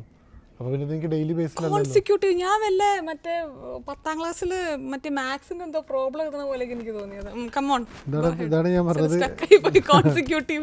നമുക്ക് നിനക്ക് അറ്റ്ലീസ്റ്റ് നീ കുറേ വളരാനുണ്ട് എന്ന് ഞാൻ അതാണല്ലോ പറഞ്ഞത്. അപ്പം ഇതൊക്കെയാണ് നമ്മൾ ചെയ്ത കാര്യങ്ങൾ. അപ്പം നമ്മൾ ഇനീഷ്യലി 1 മണിക്കൂറിലൊരു പ്രാവശ്യമായിരുന്നു, പിന്നെ മേ ബി അരമണിക്കൂറിലൊരു പ്രാവശ്യമായി. അങ്ങനെ മെല്ലെ മെല്ലെ ഇതിൻ്റെ വിദ്യാഭ്യാസമില്ലാത്ത ആൾക്കാരുള്ളത് കൊണ്ട് എണ്ണം കൂടിക്കൊണ്ട് വന്നു. കോൺസിക്യൂട്ടീവ് എന്ന് പറഞ്ഞ് ഇനി ഇവിടെ ഒരു പ്രശ്നം ഉണ്ടാക്കാൻ ഞാൻ ആഗ്രഹിക്കുന്നില്ല. അതുകൊണ്ട് അത് കൂടി വന്നു. അങ്ങനെ നമ്മളൊരു 6 മണിയൊക്കെ ആയപ്പോഴാണ് തോന്നുന്നു അച്ഛനും അമ്മീനോടും പറഞ്ഞത്. അത് നമ്മൾ പറഞ്ഞാൽ അവർ എഴുന്നേറ്റ് വന്നപ്പോൾ നമ്മളിങ്ങനെ പറഞ്ഞു ഇങ്ങനെ രാത്രി പെയിൻ ഇങ്ങനെ ഫീൽ ചെയ്തു. അപ്പം നമ്മൾ തോന്നുന്നു അപ്പോൾ നമ്മൾ മിഡ് വൈഫ് എന്ന് പറഞ്ഞാൽ എനിക്ക് തോന്നുന്നു ഐശ്വൻ്റെ മുമ്പത്തെ വീഡിയോ കണ്ട ആൾക്കാർക്ക് മിഡ് വൈഫ് എന്ന് പറഞ്ഞൊരു കോൺസെപ്റ്റ് ഉണ്ട് ഇവിടെ. ഡോക്ടറിൻ്റെയും നമ്മുടെ ഇടയിലുള്ള ഒരു ബ്രിഡ്ജ് പോലെയാണ് ആ കോൺസെപ്റ്റ് വർക്ക് ചെയ്യുന്നത്. എസ്പെഷ്യലി ഇത് ഡെലിവറിക്കുള്ളതാണ്, അല്ലാതെ നോർമലായിട്ടുള്ള ഒരു വേറെ അസുഖത്തിന് വരുന്നൊരു സംഭവമല്ല. അപ്പം നമ്മൾ അവരെ വിളിക്കണം. അപ്പോൾ അച്ഛനമ്മേനും 6 മണിക്ക് എഴുന്നേറ്റ് എനിക്ക് തോന്നുന്നു അവരെ നമുക്ക് 7 മണിക്ക് ശേഷം വിളിക്കാൻ പറ്റുമായിരുന്നുള്ളൂ. രാത്രി വിളിക്കാം, എമർജൻസിയിൽ വിളിക്കാം. പക്ഷെ അവരൊന്ന് പറഞ്ഞായിരുന്നു നമ്മൾ ഈ ഫോർ എക്സാമ്പിൾ ഒരു 15 മിനിറ്റ്സിൽ ഒരു പ്രാവശ്യം വരിക, അങ്ങനത്തെ സ്റ്റേജ് എത്തുമ്പോഴാണ് നമ്മൾ വിളിക്കേണ്ടതെന്ന് പറഞ്ഞു. വാട്ടർ ബ്രേക്ക് ആണ് അല്ലെങ്കിൽ എന്തെങ്കിലും ഡിസ്കളറേഷൻ നമ്മുടെ വാട്ടറിൽ കാണുന്നുണ്ടെന്നുണ്ടെങ്കിലൊക്കെ നമുക്ക് ഓഫ് കോഴ്സ് അവരുടെ എമർജൻസി നമ്പർ ഉണ്ട്. പക്ഷെ നമുക്ക് അത്ര എമർജൻസി ആയിട്ട് ഫീൽ ചെയ്തില്ല. നമുക്ക് സ്റ്റിൽ സിറ്റുവേഷൻ അണ്ടർ കൺട്രോൾ ആയത് കാരണം 7 o'clock ശേഷം വിളിക്കാൻ നമ്മൾ വിചാരിച്ചു. അപ്പോൾ അച്ഛനമ്മയോട് പറഞ്ഞു, അപ്പോൾ അച്ഛനമ്മയും പറഞ്ഞു വാ എന്നാൽ നമുക്ക് പെട്ടെന്ന് അവർ അവർക്ക് സത്യം പറഞ്ഞാൽ അവരൊരു ഇൻ ബിറ്റ്വീൻ അവസ്ഥയിലായിരുന്നു. കാരണം അവർക്ക് കൂടുതൽ അറിയുന്ന നാട്ടിലെ രീതികളാണ്. അപ്പോൾ നാട്ടിൽ നമുക്കൊരു ലേബർ പെയിൻ്റെ സ്റ്റാർട്ട് ഫീൽ നമ്മൾ ഫസ്റ്റ് ഹോസ്പിറ്റലിലേക്കാണല്ലോ പോവുക. അപ്പോൾ ഇവിടെ അവരിപ്പം നമുക്ക് ഇപ്പം തന്നെ ഹോസ്പിറ്റലിൽ പോയിക്കൂടെ എന്ന് ചോദിക്കുമായിരുന്നു. അപ്പോൾ നമ്മൾ പറയുമായിരുന്നു അങ്ങനെയല്ല, മിഡ് വൈഫ് വന്ന് ചെക്ക് ചെയ്യും. മിഡ് വൈഫ് വന്ന് ചെക്ക് ചെയ്തതിന് ശേഷം നമ്മുടെ കണ്ടീഷൻ നോക്കിയിട്ടാണ് നമുക്ക് ഹോസ്പിറ്റലിലേക്ക് പോകാൻ പറ്റുക. അപ്പം അവർ മിഡ് വൈഫ് എപ്പോൾ വരും? അപ്പോൾ ഇവിടെ മിഡ് വൈഫ് നമ്മൾ വിളിച്ചാൽ അപ്പം തന്നെ ഞങ്ങൾ എത്തി എന്ന് പറഞ്ഞാൽ 1 മിനിറ്റിൽ വരില്ല. അവർക്കറിയാം, ഓക്കെ അവർ ചോദിക്കും നമ്മളടുത്ത് നിങ്ങളുടെ കണ്ടീഷൻ എന്താണ്, എന്താണ് നിങ്ങളുടെ സിറ്റുവേഷൻ. അപ്പോൾ അതിനനുസരിച്ചാണ് അവർ വരിക. അപ്പോൾ അച്ഛനും അമ്മയ്ക്കും അതും ചെറിയൊരു എന്താ പറയുക ഇൻ ബിറ്റ്വീൻ സിറ്റുവേഷൻ ഉണ്ടായിരുന്നു. അപ്രീഷിയേറ്റ് ചെയ്യേണ്ട ഒരു ബിഹേവിയർ ആയിരുന്നു അമ്മയും അച്ഛനും കാണിച്ചിട്ടുണ്ടായിരുന്നത്. കാരണം ഞാൻ അത്രയും പെയിനിൽ കൂടെ പോകുമ്പോഴും അവർ നാട്ടിൽ കണ്ട രീതിയിൽ നിന്ന് വ്യത്യാസമുള്ള ഒരു രീതി ഇവിടെ കണ്ടിട്ടും അവർ ഭയങ്കര കാമായിട്ടായിരുന്നു സിറ്റുവേഷൻ ഹാൻഡിൽ ചെയ്യുന്നുണ്ടായിരുന്നത്. അവർ പാനിക് ആയിട്ടുണ്ടായിരുന്നില്ല. അവർക്ക് ചോദിക്കുന്നുണ്ടായിരുന്നു ഇതെന്താണ് അങ്ങനെ. കാരണം അവർക്ക് മനസ്സിലായി ഇതൊരു പുതിയ രീതിയിലാണ് കാര്യങ്ങൾ ഇവിടെ ചെയ്യുന്നത്, നാട്ടിലെ രീതി പോലെ അല്ല എന്നുള്ളത്. അപ്പം പക്ഷെ അവരത് കുറച്ച് പേഷ്യൻ്റ് ആയിരുന്നു. എനിക്ക് തോന്നുന്നു അവർക്ക് പാനിക് ആവാനുള്ള എല്ലാം ഇവിടെ ഉണ്ടായിരുന്നു. കാരണം ഐശുവിൻ്റെ പെയിൻ കണ്ടുകൊണ്ടിരിക്കുക എന്ന് പറയുന്നത് അവർക്ക് ഈസി അല്ല. അതേ സമയത്ത് പെട്ടെന്ന് ഹോസ്പിറ്റലിൽ പോകാതെ നമ്മൾ വീട്ടിൽ തന്നെ ഇരുന്ന് വെയിറ്റ് ചെയ്യുന്നത് ഈസി അല്ല. ഇതൊക്കെ ഇവിടെ നടക്കുന്നുണ്ടായിരുന്നു. പക്ഷെ അവരത് കുറച്ചും കൂടെ സമാധാനത്തോടെ പേഷ്യൻ്റായിട്ട് നമ്മൾ ഡിസ്കസ് ചെയ്ത് കാര്യങ്ങൾ മനസ്സിലാക്കാനാണ് ശ്രമിക്കേണ്ടായിരുന്നത്. അത് നമ്മളെ ഹെൽപ്പ് ചെയ്തു. കാരണം നമ്മളും എന്തൊക്കെ പറഞ്ഞാൽ നമുക്കും ചെറിയ ടെൻഷനുണ്ട്. അതേ സമയത്ത് കൂടുതലുള്ളവരും കൂടെ ടെൻഷനായിട്ട് ഇങ്ങനെ നമുക്ക് അത് ചെയ്യാം ഇത് ചെയ്യാം എന്നൊക്കെ പറഞ്ഞാൽ നമുക്ക് കൂടുതൽ സിറ്റുവേഷൻ മോശമാവുകയാണല്ലോ ചെയ്യുക. പക്ഷെ അവരത് ഭയങ്കര അണ്ടർസ്റ്റാൻഡിങ് ആയിട്ടാണ് ബിഹേവ് ചെയ്തത്. അപ്പോൾ അത് ഭയങ്കര ഒരു പോസിറ്റീവായിരുന്നു ഈ ഒരു സമയത്ത്. നമ്മൾ എത്ര പ്രിപ്പയർഡ് ആയിരുന്നു ഡെലിവറി ഡേക്ക്? നമ്മൾ അത് ഐശുവിൻ്റെ പല വീഡിയോസിലും നിങ്ങൾ കണ്ടിട്ടുണ്ടാവും തോന്നുന്നു. നമ്മൾ ബാഗ് റെഡി ആയിരുന്നു. ലൈക്ക് പെട്ടെന്ന് പോകേണ്ടി വന്നാൽ ഐശുവിൻ്റെ ബാഗ് കംപ്ലീറ്റ് റെഡി ആയിരുന്നു. എനിക്കങ്ങനെ ഒരു ബാഗ് റെഡി ആയിരുന്നില്ല. അത് ഞാൻ വേണ്ടാന്ന് പറഞ്ഞുകൊണ്ടാണ്. ഐശു അത് ചെയ്ത് വെക്കണം എന്ന് പറഞ്ഞപ്പോൾ ഞാനാ പറഞ്ഞത് ഇപ്പോൾ നമുക്കൊന്ന് പോവുകയാണെങ്കിൽ ഞാൻ പ്രിന്റ് എടുക്കാൻ പോകില്ല, പോകുന്നു പ്രസവിക്കുന്നു. അത് എനിക്കിപ്പോൾ 1-2 ഡ്രസ്സ് ആണെങ്കിൽ പിന്നെ ഒന്ന് എടുത്താൽ പോലെ അല്ലെങ്കിൽ ആരെങ്കിലും കൊണ്ടുതരില്ല. അല്ലാതെ ഇപ്പോൾ എൻ്റെ ഡ്രസ്സ് ഫുൾ പാക്ക് ചെയ്ത് വെക്കണ്ടല്ലോ എന്ന് ഞാൻ പറഞ്ഞുകൊണ്ടാണ്. പക്ഷേ ബാക്കി എല്ലാ രീതിയിലും നമ്മൾ പ്രിപ്പയർഡ് ആയിരുന്നു. വീട്ടിൽ ഇപ്പം ഡെലിവറി കേസുള്ള എല്ലാ സാധനങ്ങളും മോസ്റ്റ് ഓഫ് ദ തിങ്സ് നമ്മൾ വാങ്ങിച്ചു വെച്ചിട്ടുണ്ടായിരുന്നു. ലൈക്ക് കുറച്ച് സാധനങ്ങൾ നമ്മൾ പിന്നീട് വാങ്ങിച്ചതുണ്ട്. പക്ഷേ അത്യാവശ്യം അന്ന് വൈകുന്നേരം തന്നെ വീട്ടിലെത്തുകയാണെങ്കിൽ നമ്മളിവിടെ ഒന്നും ഇല്ലാതിരിക്കുന്നൊരവസ്ഥ ഉണ്ടായിരുന്നില്ല. അപ്പം ടു ആൻ എക്സ്റ്റെൻറ്റ് നമ്മൾ പ്രിപ്പയർഡ് ആയിരുന്നു. പിന്നെ 30th എക്സ്പെക്ട് ചെയ്തത് 17th നടക്കുന്നത്. സോ ലൈക്ക് ഒരു 2 ആഴ്ചയുടെ വ്യത്യാസം ഉണ്ടായിരുന്നുള്ളൂ. അപ്പം നമ്മൾ ഓൾമോസ്റ്റ് ഈ ജൂലൈ തുടക്കത്തിൽ നമ്മുടെ സൈഡിൽ എല്ലാ സാധനങ്ങളും വന്നിട്ടുണ്ടായിരുന്നു. അതാണ് ഉണ്ടായിരുന്നത്. പിന്നെ ഇവിടെ നമ്മൾ മിഡ് വൈഫ് തന്നെയാണ് ഡെലിവറി എടുക്കുന്നതെന്നുണ്ടെങ്കിൽ നമ്മളൊരു ബർത്ത് പ്ലാനും കാര്യങ്ങളൊക്കെ എഴുതും കേട്ടോ. അതിൽ എങ്ങനെയാണ് നമ്മുടെ ഡെലിവറിയും കാര്യങ്ങളും മുന്നോട്ട് പോകേണ്ടത് എന്നുള്ള രീതിയിൽ നമ്മുടെ ആഗ്രഹമാണ് നമ്മളതിൽ എഴുതി വെക്കുന്നത്. അപ്പോൾ ഞാനതിൽ എഴുതിയിട്ടുണ്ടായിരുന്നു എനിക്ക് വിഷ്ണുവും പിന്നെ ഗീതുവും ദീപചേച്ചിയാണ് എൻ്റെ ഒപ്പം വേണ്ടത് എന്നുള്ളത്. അത് എൻ്റെ പല ഇമോഷൻസും ഞാൻ ആലോചിച്ച് ആരൊക്കെ എൻ്റെ ബെസ്റ്റായിട്ട് എന്നെ സപ്പോർട്ട് ചെയ്യാൻ പറ്റുമെന്ന് വിചാരിച്ചിട്ടാണ് ഞാൻ ഇവരെ 3 പേരെ സെലക്ട് ചെയ്തത്. അമ്മേനോട് ഞാൻ തീർച്ചയായിട്ടും വരുന്നു എന്ന് ചോദിച്ചിട്ടുണ്ടായിരുന്നു കേട്ടോ. പക്ഷേ അമ്മയുടെ 2ഉം സിസേറിയനായിരുന്നു. അമ്മയ്ക്ക് അത്ര പെയിൻ ഞാൻ എടുക്കുന്നത് അമ്മയ്ക്ക് കണ്ടുകൊണ്ട് നിൽക്കാൻ പറ്റില്ല എന്നുള്ളത് അമ്മ പറയുന്നുണ്ടായിരുന്നു. അമ്മ വന്നാലേ എനിക്ക് ഡെലിവറി നടക്കുമോ എന്നുള്ളൊരു സിറ്റുവേഷൻ ആണെന്നുണ്ടെങ്കിൽ അമ്മ വേണമെങ്കിൽ വരാം. പക്ഷേ അല്ലാതെ എനിക്ക് ഹാപ്പി ആയിട്ട് കൺട്രോളിലാണ് എൻ്റെ സിറ്റുവേഷൻ എന്നുണ്ടെങ്കിൽ അമ്മ വരേണ്ട ആവശ്യമില്ലല്ലോ എന്നുള്ള രീതിയിൽ അമ്മ ചോദിച്ചിട്ടുണ്ടായിരുന്നു. അമ്മയുടെ ഇമോഷൻ എനിക്ക് 101% മനസ്സിലാവും. കാരണം അത്ര പെയിൻ ഒരു മകൾ എടുക്കുന്നത് കാണാൻ ചില അമ്മമാർക്ക് പറ്റുന്നുണ്ടായിരിക്കില്ല. എൻ്റെ അമ്മ അത്ര മെൻ്റലി സ്ട്രോങ് ആയിട്ടുള്ള ഒരാളല്ല. അപ്പോൾ ഗീതും ദീപചേച്ചിയായിരുന്നു ഉണ്ടായിരുന്നത്. ഗീതും ദീപചേച്ചിയും വെൽ പ്രിപ്പയർഡ് ആയിരുന്നു. ഇപ്പോൾ ഗീതു യൂട്യൂബ് വീഡിയോസൊക്കെ കണ്ട് എങ്ങനെയാണ് ഒരു ബെസ്റ്റ് ബൈസ്റ്റാൻഡർ ആവാൻ പറ്റുക എന്നുള്ളത് പഠിച്ചു വെച്ചിട്ടുണ്ടായിരുന്നു. കാരണം വിഷ്ണുവിൻ്റെ ആ സിറ്റുവേഷനിൽ വിഷ്ണുവിൻ്റെ കിളി പോകുന്നുള്ളത് ഏകദേശം ഗീതുവിന് ഉറപ്പായിരുന്നു. പിന്നെ ദീപചേച്ചി കോൺട്രാക്ഷൻസ് വരുമ്പോൾ എന്തൊക്കെ ബ്രീത്തിങ് നമ്മുടെ ബോഡി ഒന്ന് അണ്ടർ കൺട്രോൾ ആവാൻ വേണ്ടി എന്തൊക്കെ ബ്രീത്തിങ് ടെക്നിക്സ് ചെയ്യണം എന്നുള്ളതൊക്കെ ദീപചേച്ചി നോക്കി വെച്ചിട്ടുണ്ടായിരുന്നു. പിന്നെ അൻഷിഫ അന്നത്തെ ഒരു ഡെലിവറി ഡേ എനിക്ക് കോൺട്രാക്ഷൻസും പെയിനും കാര്യങ്ങളൊക്കെ വരുമ്പോൾ എനിക്ക് വീഡിയോ എടുക്കുക എന്നുള്ളത് ഒട്ടും പോസിബിൾ ആയിട്ടുള്ള കാര്യമല്ല. അന്ന് എനിക്ക് വിഷ്ണുവിന് ഒരു രീതിയിലും വീഡിയോ എടുത്ത് തരുമോ എന്ന് എനിക്ക് ചോദിക്കാൻ ഒരു താല്പര്യമില്ല. കാരണം ഞാൻ പോകുന്ന അതേ ഇമോഷനിൽ കൂടെ സെയിം ആയിട്ട് പോകുന്ന ഒരാളായിരിക്കും വിഷ്ണുവിന് അങ്ങനെ വീഡിയോ എടുക്കുക എന്നുള്ള എൻജോയ്മെൻറ്റ് ഇല്ലാത്ത ഒരാളാണ്. അല്ലെങ്കിൽ വീഡിയോയിൽ വരിക എന്നുള്ളത് വല്ലാതെ എൻജോയ് ചെയ്യാത്ത ഒരാളാണ്. അപ്പോൾ അതുകൊണ്ട് അന്നത്തെ ഒരു ദിവസം വിഷ്ണുവിൻ്റെ എനിക്ക് സ്പോയിൽ ചെയ്യേണ്ടാന്നുണ്ടായിരുന്നു. അതുകൊണ്ട് സ്പോയിൽ ചെയ്യാന്നല്ല, ഞാൻ ഐശ്വര്യോട് പറഞ്ഞു ഞാൻ അന്നത്തെ ദിവസം വീഡിയോ എടുത്താൽ അല്ലെങ്കിൽ ഞാൻ വീഡിയോ എടുക്കുന്ന അത്ര ബെസ്റ്റ് ആളല്ല. അന്നത്തെ ദിവസം എടുത്താൽ തീരെ നന്നാവാൻ സാധ്യതയില്ല. കാരണം ഞാൻ കൂടുതലും ആ സിറ്റുവേഷനിൽ കൺസേൺഡ് ആയിരിക്കും. മേ ബി ഒരു സംഭവം നടക്കുന്ന സമയത്ത് അത് വീഡിയോ ആക്കാൻ ഞാൻ ചിന്തിക്കില്ല. അപ്പം ആ ദിവസം ഞാനത് ചെയ്യാതിരിക്കുന്നതായിരിക്കും നല്ലതെന്ന് ഞങ്ങൾ രണ്ടുപേരും ഡിസ്കസ് ചെയ്തു. എനിക്ക് തോന്നിയായിരുന്നു വിഷ്ണുവിനെ കൊണ്ട് അന്നത് ഞാനത് റിക്വസ്റ്റ് ചെയ്ത് ചെയ്യിപ്പിക്കേണ്ട ഒരു കാര്യമാണെന്ന് എനിക്ക് തോന്നിയിട്ടുണ്ടായിരുന്നില്ല. അപ്പോൾ ഞാൻ അൻഷിഫ് എന്നോട് ഇങ്ങോട്ട് പറഞ്ഞ കാര്യമായിരുന്നു, അൻഷിഫ് തന്നെ ഹെൽപ്പ് ചെയ്യാൻ വീഡിയോ എടുക്കാൻ വേണ്ടിയിട്ട് എന്നുള്ളത്. അൻഷിഫ് ഒന്ന് വീഡിയോ എടുത്തതുകൊണ്ട് മാത്രമാണ് എനിക്കൊരു ബർത്ത് വ്ളോഗ് ഉണ്ടാവുക വരെ ചെയ്തത്. അപ്പോൾ അപ്പോൾ അത്രയും നമ്മൾ ആ കാര്യങ്ങളിലൊക്കെ അങ്ങനെയായിരുന്നു നമ്മുടെ പ്രിപ്പറേഷൻ ഉണ്ടായിരുന്നത്.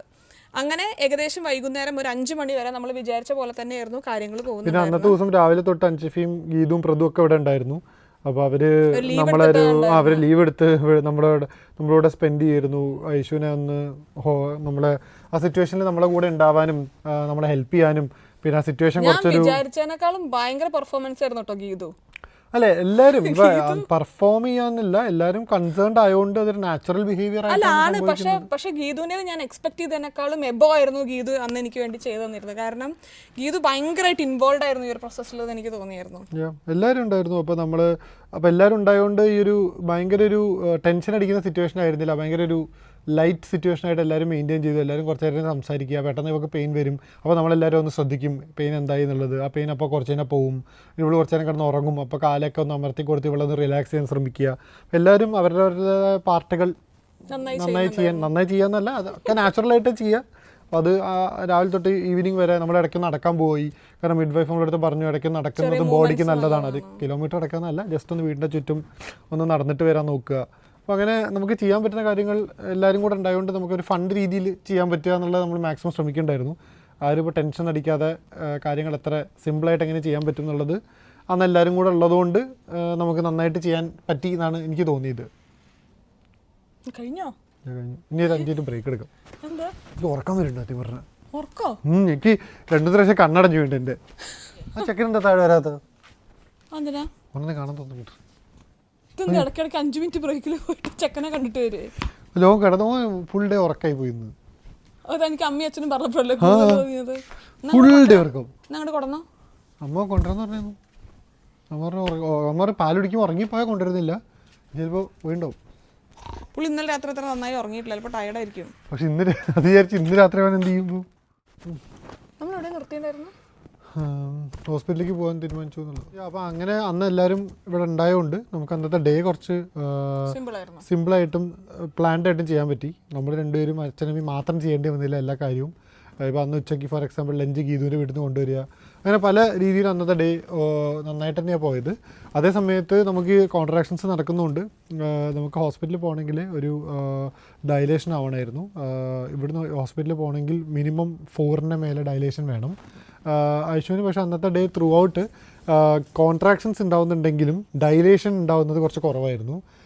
നമ്മൾ നേരത്തെ പറഞ്ഞ പോലെ രാവിലെ മിഡ് വൈഫ് ഒന്ന് ചെക്ക് ചെയ്തപ്പം 2 എന്തായിരുന്നു ഡയലേഷൻ, ഉച്ചയ്ക്ക് വന്നപ്പോൾ 2 തന്നെയായിരുന്നു ഡയലേഷൻ. വളരെ മൈനർ ചേഞ്ച് ഉണ്ടായുള്ളൂ. പിന്നെ വൈകുന്നേരം വരാമെന്ന് പറഞ്ഞു അവർ. അപ്പോൾ വൈകുന്നേരം വന്നപ്പോൾ 3ന്റെ ക്ലോസ് ആയി എന്ന് പറഞ്ഞു. അപ്പോൾ അവർ പറഞ്ഞു അവർ എക്സ്പെക്ട് ചെയ്യുന്നില്ല ഇന്ന് ഡെലിവറി ഉണ്ടാവാൻ, കാരണം ഡയലേഷനിൽ എക്സ്പെക്ട് ചെയ്യുന്നില്ല അതാ പറഞ്ഞത്. അവരൊന്നും അങ്ങനെ തന്നെ പറഞ്ഞായിരുന്നു. അല്ല ഒരു അന്ന് പറഞ്ഞെന്താണ് അവർ എക്സ്പെക്ട് ചെയ്യുന്നില്ല, but may or may not happen depends എന്ന് പറഞ്ഞു. പക്ഷേ അവർ പറഞ്ഞൊരു ഇമ്പോർട്ടൻറ്റ് ഫാക്ടർ എന്ന് പറഞ്ഞത് തലേ ദിവസം രാത്രി തന്നെ ഞാനും ഐഷും ഉറങ്ങിയിട്ടുണ്ടായിരുന്നില്ല. എസ്പെഷ്യലി ഐഷു ഉറങ്ങിയിട്ടുണ്ടായിരുന്നില്ല നമ്മുടെ കോൺട്രാക്ഷൻസ് വന്ന ദിവസം രാത്രി. പിന്നെ ഈ ദിവസം രാത്രിയും പ്രോബബ്ലി ഇന്നിപ്പോൾ ഡെലിവറി നടന്നില്ലെങ്കിൽ throughout the night contractions ഉണ്ടാവും. അപ്പം നമ്മൾ ഉറങ്ങില്ല. അപ്പോൾ 2 ദിവസം കണ്ടിന്യൂസ് ആയിട്ട് ഉറങ്ങാതെ നെക്സ്റ്റ് ഡേ ഒരു നോർമൽ ഡെലിവറി നടക്കാൻ സാധ്യതയുള്ള സമയത്ത് നമുക്ക് എനർജി വളരെ ലോ ആയിരിക്കും.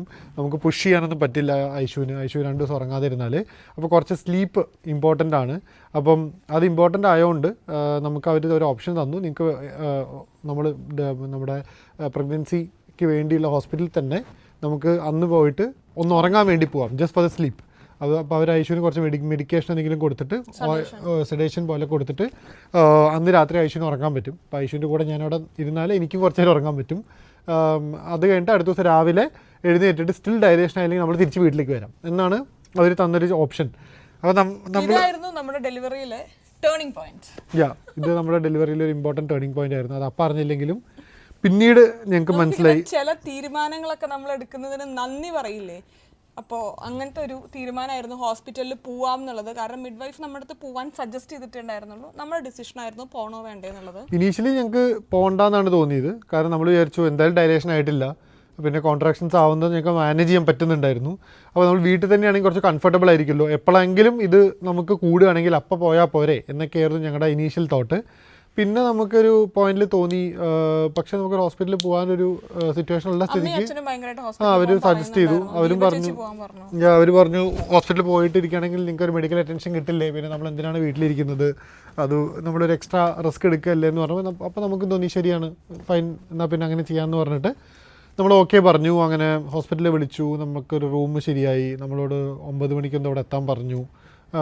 അപ്പോൾ നമ്മൾ വൈകുന്നേരം ഫുഡൊക്കെ കഴിച്ച് ഒരു നേരത്തെ പറഞ്ഞ ഒരു ഹോസ്പിറ്റൽ ബാഗ് പാക്ക് ചെയ്ത് വെച്ചിട്ടുകൊണ്ട് അതെടുത്തു. പിന്നെ അവർ പറഞ്ഞ വേറെയും കുറച്ച് എക്സ്ട്രാ സാധനങ്ങളൊക്കെ എടുത്തിട്ട് ഞാനും ഐഷും കൂടിയാണ് അന്ന് ഇവിടുന്ന് ഒരു 8:30 ഇറങ്ങി. ഇവിടുന്ന് ഹോസ്പിറ്റലിലേക്ക് 20 മിനിറ്റ്സ് ഡ്രൈവാണ്. അപ്പം അങ്ങനെയാണ് നമ്മൾ സ്റ്റാർട്ട് ചെയ്യുന്നത് ഹോസ്പിറ്റലിലേക്ക്. എന്നിട്ട് ഹോസ്പിറ്റലിൽ നമ്മളെത്തി. നമ്മൾ തീരെ ടെൻഷൻ ഒന്നും ആയിരുന്നില്ല, കാരണം നമ്മൾ സത്യം പറഞ്ഞാൽ ഉറങ്ങാൻ പോവുകയാണ്. നമ്മൾ ഭയങ്കര നമ്മൾ അവിടെ പോയാൽ കുറച്ച് റെസ്റ്റ് കിട്ടുമല്ലോ എന്നുള്ള രീതിക്കാണ് നമ്മൾ പോകുന്നുണ്ടായിരുന്നത്. അപ്പോൾ അവിടെ എത്തി ഡോക്ടറിനെ മീറ്റ് ചെയ്തു. അപ്പോൾ ഡോക്ടർ പറഞ്ഞു ഓക്കെ സെഡേഷൻ തരാം നിങ്ങൾക്ക്. പക്ഷെ അതിനു മുമ്പ് ബേബിയുടെ നേഴ്സിനെ മീറ്റ് ചെയ്തു. അത് പറഞ്ഞോളൂ. നമ്മൾ ചെന്ന ഉടനെ അവർ നമ്മുടെ വയറിലൊക്കെ 2 ബെൽറ്റ് ഇട്ടിട്ട്, ഒന്ന് കുട്ടിയുടെ മൂവ്മെൻറ്റ്സ് ഒബ്സർവ് ചെയ്യാൻ വേണ്ടിയിട്ടും ഒന്ന് കുട്ടിയുടെ ഹാർട്ട് ബീറ്റ് നോക്കാൻ വേണ്ടിയിട്ടും 2 ബെൽറ്റൊക്കെ ഇട്ട് ഒരു മോണിറ്ററിൽ കുട്ടിയുടെ മൂവ്മെൻറ്റ്സും ഹാർട്ട് ബീറ്റും എൻ്റെ ബിപിയും കാര്യങ്ങളൊക്കെ ഒബ്സർവ് ചെയ്യും. അത് ആ ഒരു ഇനീഷ്യൽ സെറ്റപ്പ് എല്ലാം നേഴ്സ് ചെയ്ത് അവർ പോയി. അപ്പോൾ ഇങ്ങനെ വരുന്ന പേഷ്യൻസിൻ്റെ എല്ലാം ഈ ഒരു മോണിറ്ററിൽ കാണുന്ന അതേ സംഗതി ഡോക്ടേഴ്സും ഇരുന്ന് ഒബ്സർവ് ചെയ്യുന്നുണ്ടായിരിക്കും. അതെനിക്ക് അറിയുന്നുള്ള കാര്യമായിരുന്നില്ല കേട്ടോ. ഞാൻ വിചാരിച്ചു നേഴ്സ് ഇടയ്ക്ക് വന്ന് ചെക്ക് ചെയ്യുമ്പോൾ. ഒരു പ്രാവശ്യത്തിന് മുമ്പ് ഇതേപോലെ ഹോസ്പിറ്റലിൽ പോയിട്ടുണ്ടായിരുന്നു. അന്ന് ഞാൻ അവിടുത്തെ നേഴ്സിനോട് ചോദിച്ചിട്ടുണ്ടായിരുന്നു നിങ്ങൾ എങ്ങനെയാണ് ഇത് ഒബ്സർവ് ചെയ്യുന്നത്. അപ്പോൾ അവർ പറഞ്ഞു നമ്മുടെ റൂമിൽ കാണുന്ന മോണിറ്റർ അതേപോലെ സാധനം അവരുടെ റൂമിലും ഉണ്ട്, അപ്പോൾ അവരത് അവിടുന്ന് ഒബ്സർവ് ചെയ്യുന്നുണ്ട് എന്നുള്ളത് അന്നേ പറഞ്ഞായിരുന്നു. അപ്പോൾ എനിക്ക് ഈ പ്രാവശ്യം പോയപ്പോഴും അറിയായിരുന്നു അവർ നോക്കുന്നുണ്ട് എന്നുള്ളത്. അപ്പോൾ ഹോസ്പിറ്റലിലെത്തി ഈ ഒരു മോണിറ്ററിങ് സ്റ്റാർട്ട് ചെയ്തിട്ടുള്ള ഫസ്റ്റ് കോൺട്രാക്ഷൻ എനിക്ക് വന്നു കഴിഞ്ഞപ്പോൾ ആ ഒരു സമയപ്പോഴേക്കൊക്കെ കോൺട്രാക്ഷൻ കുറച്ചും കൂടെ ഇൻറ്റൻസ് ആവാൻ വേണ്ടി തുടങ്ങിയിട്ടുണ്ട്, കുറച്ച് ടൈം ലാസ്റ്റ് ചെയ്യാൻ വേണ്ടി തുടങ്ങിയിട്ടുണ്ട് ഡ്യൂറേഷൻ. അപ്പോൾ വന്നു കഴിഞ്ഞ് പീക്കിൽ കോൺട്രാക്ഷൻ പോകുന്നൊരു സമയത്ത് ഞാൻ ശ്രദ്ധിക്കുന്നുണ്ട് കുട്ടിയുടെ ഹാർട്ട് ബീറ്റ് കുറയുന്നത്. അപ്പം ഞാൻ വിഷ്ണുവിൻ്റെ അടുത്ത് ചോദിച്ചു, ഇതെന്താ ഇവൻ്റെ ഹാർട്ട് ബീറ്റ് കുറയുന്നത് പോലെ ഫീൽ ചെയ്യുന്നത്, ഇത് എൻ്റെയാണോ അവൻ്റെ ഹാർട്ട് ബീറ്റാണോ, എനിക്ക് മനസ്സിലാവുന്നില്ല എന്ന് പറഞ്ഞു. അപ്പോൾ വിഷ്ണു അപ്പം തന്നെ പെട്ടെന്നൊന്ന് വായിച്ചു നോക്കിക്കഴിഞ്ഞപ്പോൾ കോൺട്രാക്ഷൻ സമയത്ത് ഹാർട്ട് ബീറ്റ്സ് കുറച്ച് ലോവർ ആവാനുള്ള സാധ്യതയുണ്ട്, പക്ഷെ നമ്മളിവിടെ കണ്ട വാല്യൂ അത്ര ലോവർ ആവുന്നത് അത്ര ഹാപ്പി ഫ്ലോ അല്ല. അപ്പോൾ വിഷ്ണു പെട്ടെന്ന് തന്നെ ഡോക്ടേഴ്സിനെ മീറ്റ് ചെയ്യാൻ വേണ്ടി റൂമിൽ നിന്ന് പുറത്തിറങ്ങാൻ വേണ്ടി നിന്ന സമയത്ത് ഈ സിനിമയിലൊക്കെ കാണുന്ന പോലെ ഒരു 3 ഗൈനക്കോളജിസ്റ്റ് റൂമിലോട്ട് ഇടിച്ചു കയറി വന്നു. ഒരു 2 മെയിൽ ഡോക്ടേഴ്സും ഒരു ഫീമെയിൽ ഡോക്ടറും. എന്നിട്ട് അവർ പെട്ടെന്ന് പറഞ്ഞു കോൺട്രാക്ഷൻസിനോട് ബേബി നന്നായിട്ടല്ല റിയാക്ട് ചെയ്യുന്നത്, നമ്മൾ ഒരു 10 മിനിറ്റ്സും കൂടെ ഒബ്സർവ് ചെയ്ത് കഴിഞ്ഞിട്ട് ഒന്നെങ്കിൽ നമ്മൾ പെയിൻ ഇൻഡ്യൂസ് ചെയ്ത് ഡെലിവറി ഫാസ്റ്റ് ആക്കണം, അല്ലാന്നുണ്ടെങ്കിൽ we have to go for C-section, കാരണം കുട്ടി നന്നായിട്ടല്ല കോൺട്രാക്ഷൻസിനോട് റിയാക്ട് ചെയ്യുന്നത്. അവിടുന്ന് തന്നെ പെട്ടെന്ന് നമുക്കൊരു അൾട്രാസൗണ്ട് ചെയ്യണമെന്ന് പറഞ്ഞാൽ അൾട്രാസൗണ്ട് ചെയ്യേണ്ട മെഷീനായിട്ട് അവർ വരുന്നു. എന്നിട്ട് അവർ അൾട്രാസൗണ്ട് ചെയ്യുന്നു. ചെയ്ത ഉടനെ അവർ പറയുന്നു ഫ്ലൂയിഡ്സ് വളരെയധികം ലോ ആണ് എന്നുള്ളത്. ഞാൻ ചോദിക്കറിയാന്ന്. അപ്പോൾ ഫ്ലൂയിഡ്സ് വളരെയധികം ലോ ആണ് എന്നുള്ളത്. ബാക്കി താൻ പറഞ്ഞു, ഞാൻ എൻ്റെ ഫ്ലോ പോയി കുറച്ചില്ല. ഇപ്പോൾ അൾട്രാസൗണ്ട് ചെയ്തപ്പോൾ അവർ പെട്ടെന്ന് പറഞ്ഞു ഫ്ലൂയിഡ്സ് കുറവാണ്, അപ്പം അതുകൊണ്ട് ബേബി കോൺട്രാക്ഷൻസിനോട് പോസിറ്റീവായിട്ടല്ല റെസ്പോണ്ട് ചെയ്യുന്നത്, അപ്പം നമുക്കൊരു full normal labour pain wait ചെയ്യാൻ പറ്റില്ല, അതുകൊണ്ട് നമുക്ക് ലേബർ ഇൻഡ്യൂസ് ചെയ്യാം. അതാണ് മെത്തേഡ് നമ്പർ 1. അതിനുശേഷം ഓക്സിറ്റോക്സിൻ തന്നിട്ടല്ലേ ഇത് ഇൻഡ്യൂസ് ചെയ്യുക, അതാണ് എനിക്ക് മനസ്സിലായത്. ലൈക്ക് ആദ്യം മെത്തേഡ് 1 എന്താ പറയുക, ആദ്യം വാട്ടർ ബ്രേക്ക് ചെയ്യും, എന്നിട്ട് ഓക്സിറ്റോക്സിൻ ബോഡിയിൽ നമ്മൾ ഇൻജെക്റ്റ് ചെയ്യും, എന്നിട്ട് അതുവഴി പെയിൻ ഇൻഡ്യൂസ് ചെയ്യും. അപ്പോൾ കോൺട്രാക്ഷൻസ് ഫാസ്റ്ററായിട്ട് വരും, അപ്പോൾ നമുക്കൊരു നോർമൽ ലേബർ ഉണ്ടാവാം ചാൻസ് ഉണ്ട്. നമ്പർ 1. നമ്പർ 2 അല്ലെങ്കിൽ C-സെക്ഷന് പോകേണ്ടി വരും എന്ന് പറഞ്ഞു. അപ്പോൾ നമ്മൾ ഇതൊക്കെ നടക്കുമ്പോൾ നമുക്ക് തന്നെ ഭയങ്കര ചിന്തിച്ച് ഡിസിഷൻ എടുക്കാനുള്ള ഒരു ടൈമൊന്നും ഉണ്ടായിരുന്നില്ല, ബിക്കോസ് ഇതൊക്കെ വളരെ സ്പീഡിൽ ചെയ്യേണ്ട കാര്യങ്ങളായിരുന്നു. അവർ പറഞ്ഞത്, അവരിതിൻ്റെ റീസണായിട്ട് പറഞ്ഞത് ഐശ്വന് ഫ്ലൂയിഡ് കുറവായതുകൊണ്ട് കോൺട്രാക്ഷൻസ് നടക്കുമ്പോൾ എംബ്ലിക്കൽ കോഡിൻ്റെ മേലെ എക്സ്ട്രാ പ്രഷർ വരുന്നുണ്ട്, അതുകൊണ്ടാണ് അത് അവൻ്റെ ഹാർട്ട് ബീറ്റിനെ നല്ലോണം ബാധിക്കുന്നത് എന്ന് പറഞ്ഞു. Still we can try. അവർ പറഞ്ഞു it's fine, it's not fine but നമുക്ക് നോക്കാം എന്താ ചെയ്യാൻ പറ്റുക എന്നുള്ളത്, എന്നിട്ട് നമുക്ക് ഡിസൈഡ് ചെയ്യാമെന്ന് പറഞ്ഞു. എന്നിട്ട് ഒരു ഫസ്റ്റ് തന്നെ മെത്തേഡ് 1 അവർ സ്റ്റാർട്ട് ചെയ്തു, വാട്ടർ ബ്രേക്ക് ചെയ്തു. വാട്ടർ ബ്രേക്ക് ചെയ്ത് കഴിഞ്ഞപ്പോൾ ഡോക്ടർ എൻ്റെ താഴെ ഒരു അബ്സോർബൻ്റ് പോലത്തെ ഒരു സാധനം വിരിച്ചു. എന്നിട്ട് അവർ വാട്ടർ ബ്രേക്ക് ചെയ്യുമ്പോൾ അവരെൻ്റെ അടുത്ത് പറയാം നോട്ട് എക്സ്പെക്ടിങ് ഒരു കുറേ വെള്ളം ഉണ്ടായിരിക്കും എന്നുള്ളത്, കാരണം വാട്ടറിൻ്റെ ക്വാണ്ടിറ്റി ഭയങ്കര കുറവാണെന്ന്. ഇത് വാട്ടർ ബ്രേക്ക് ചെയ്യുന്നത് എന്താ പറയുക, ബ്രേക്ക് ചെയ്ത് കഴിഞ്ഞ് വളരെ കുറച്ച് വെള്ളം ഉണ്ടായിരുന്നുള്ളൂ. എങ്ങനെയാണ് അവൻ അതിൻ്റെ അകത്ത് നിന്നുണ്ടായിരുന്നത് എന്നുള്ളത് സംശയം തോന്നിക്കുന്ന രീതിയിൽ അത്ര കുറച്ച് വെള്ളം ഇതിൻ്റെ അകത്തുണ്ടായിരുന്നുള്ളൂ, അതായത് വാട്ടർ ഇതിൻ്റെ അകത്തുണ്ടായിരുന്നില്ല, അമിനോട്ടിക് ഫ്ലൂയിഡ്. അത് കഴിഞ്ഞ് വാട്ടർ ബ്രേക്കിംഗ് കഴിഞ്ഞു. ആ ഒരു മൊമെൻറ്റിൽ വിഷ്ണു കുറച്ച് കിളി പോയതുപോലെ ഞാൻ കണ്ടിട്ടുണ്ടായിരുന്നു. വിഷ്ണു ഇങ്ങനെയൊക്കെ പിടിച്ചത് ഒന്ന് ഇങ്ങനെയൊക്കെ ചെയ്യുന്നുണ്ടായിരുന്നു. അപ്പോൾ ഡോക്ടർ വിഷ്ണുവിൻ്റെ അടുത്ത് ചോദിച്ചു ആർ യു ഓക്കെ എന്ന്. എൻ്റെ സെക്കൻഡറി കൺസിഡർ ചെയ്യുന്ന പോലെ എന്തായിരുന്നു എനിക്കിപ്പോൾ തോന്നിയിട്ടുണ്ടായിരുന്നു. അല്ല, ലോട്ട് ഓഫ് ഇൻഫർമേഷൻ ആയിരുന്നു ആ സമയത്ത്. ഒന്നാമത് നമ്മൾ ഉറങ്ങാൻ പോയാൽ നമ്മൾ ഇപ്പോൾ ഫേസ് ചെയ്യുന്നത് വേറെ എന്തൊക്കെയോ ആണ്. 20 മിനിറ്റ്സിൽ കളി മാറി. പിന്നെ അവർ കുറേ കാര്യങ്ങൾ എൻ്റെ അടുത്ത് പറയുന്നുണ്ടായിരുന്നു, അത് ഇതൊക്കെ പ്രോസസ്സ് ചെയ്ത് വരാൻ തന്നെ എനിക്കൊരു സമയം വേണ്ടി വരുന്നുണ്ടായിരുന്നു. പിന്നെ ഞാനും തലേ ദിവസം ഉറങ്ങാതെ ഒരു ഫുൾ ഡേ ഈ ഒരു തോട്ട്സും കാര്യങ്ങളിലൂടെയൊക്കെ പോയിട്ടാണ് അവിടെ നിൽക്കുന്നുണ്ടായിരുന്നത്. അപ്പം അറ്റ് വൺ ഗോ പെട്ടെന്ന് ഇങ്ങനെ ഡിസിഷൻസ് എടുക്കാനും കാര്യങ്ങൾ മനസ്സിലാക്കാനും കാര്യങ്ങൾ ചോദിച്ച് മനസ്സിലാക്കാനും, അപ്പോൾ ഓരോ കാര്യങ്ങൾ കേൾക്കുമ്പോൾ ഞാനിങ്ങനെ ഒരു മിനിറ്റ് ഇരുന്ന് ആലോചിച്ചിട്ട് ഓക്കെ ഞാൻ ചോദിക്കേണ്ട വല്ല ക്വസ്റ്റ്യൻസ് മിസ്സായി പോകുന്നുണ്ടോ, അല്ലെങ്കിൽ ഞാൻ എന്തെങ്കിലും പോയിൻ്റ് അവരോട് റീകൺഫേം ചെയ്യേണ്ടതുണ്ടോ, അപ്പോൾ അങ്ങനെ ആലോചിക്കുകയായിരുന്നു. അത് പെട്ടെന്ന് നോർമലി ഒരു കോൺവെർസേഷൻ പോലെ എനിക്ക് നടക്കണ്ടായിരുന്നില്ല. ഞാനൊന്ന് ഒരു പോസ് എടുത്ത് ചിന്തിച്ചതിന് ശേഷം മാത്രമാണ് ഞാൻ ചെയ്യുന്നുണ്ടായിരുന്നത്. അപ്പോൾ അത് കണ്ടപ്പോൾ ഡോക്ടർ ചോദിച്ചു നിങ്ങൾ ഓക്കെ അല്ലേ, നിങ്ങൾ വളരെ ടെൻസ്ഡ് ആയിട്ട് ഫീൽ ചെയ്യുന്നുണ്ട്, നിങ്ങൾക്ക് ഇരിക്കണോ എന്നൊക്കെ ചോദിച്ചപ്പോൾ ഞാൻ പറഞ്ഞു എനിക്ക് കുഴപ്പമൊന്നുമില്ല, ഞാനൊരു പുതിയ സിറ്റുവേഷനെ ഫേസ് ചെയ്യാണ്, അപ്പോൾ അതിൻ്റേതായ കുറച്ച് പ്രശ്നങ്ങളേ ഉള്ളൂ, വേറെ പ്രശ്നമൊന്നുമില്ല എന്നാണ് ഞാനൊന്ന് ഇപ്പോൾ പറഞ്ഞത്. അങ്ങനെ എനിക്ക് ഓക്സിറ്റോക്സിൻ തരാൻ വേണ്ടിയിട്ട് ഐ വി ഇട്ട് ഓക്സിറ്റോക്സിൻ തരുന്ന മൊമെൻറ്റിൽ എനിക്ക് നെക്സ്റ്റ് കോൺട്രാക്ഷൻ പോയി. ഐ മീൻ ആ മൊമെൻറ്റിൽ നല്ല കേട്ടോ, ഐ വി ഇട്ടതിന് ശേഷം എനിക്ക് നെക്സ്റ്റ് കോൺട്രാക്ഷൻ പോയി. അതിൽ എക്സ്പെക്റ്റ് ചെയ്യാൻ, അതായത് ലോവർ ആവാൻ പറ്റുമെന്ന് വിചാരിക്കുന്ന വാല്യൂവിനെക്കാളും എത്രയോ താഴത്തോട്ട് ഇവൻ്റെ ഹാർട്ട് ബീറ്റ് പോയി.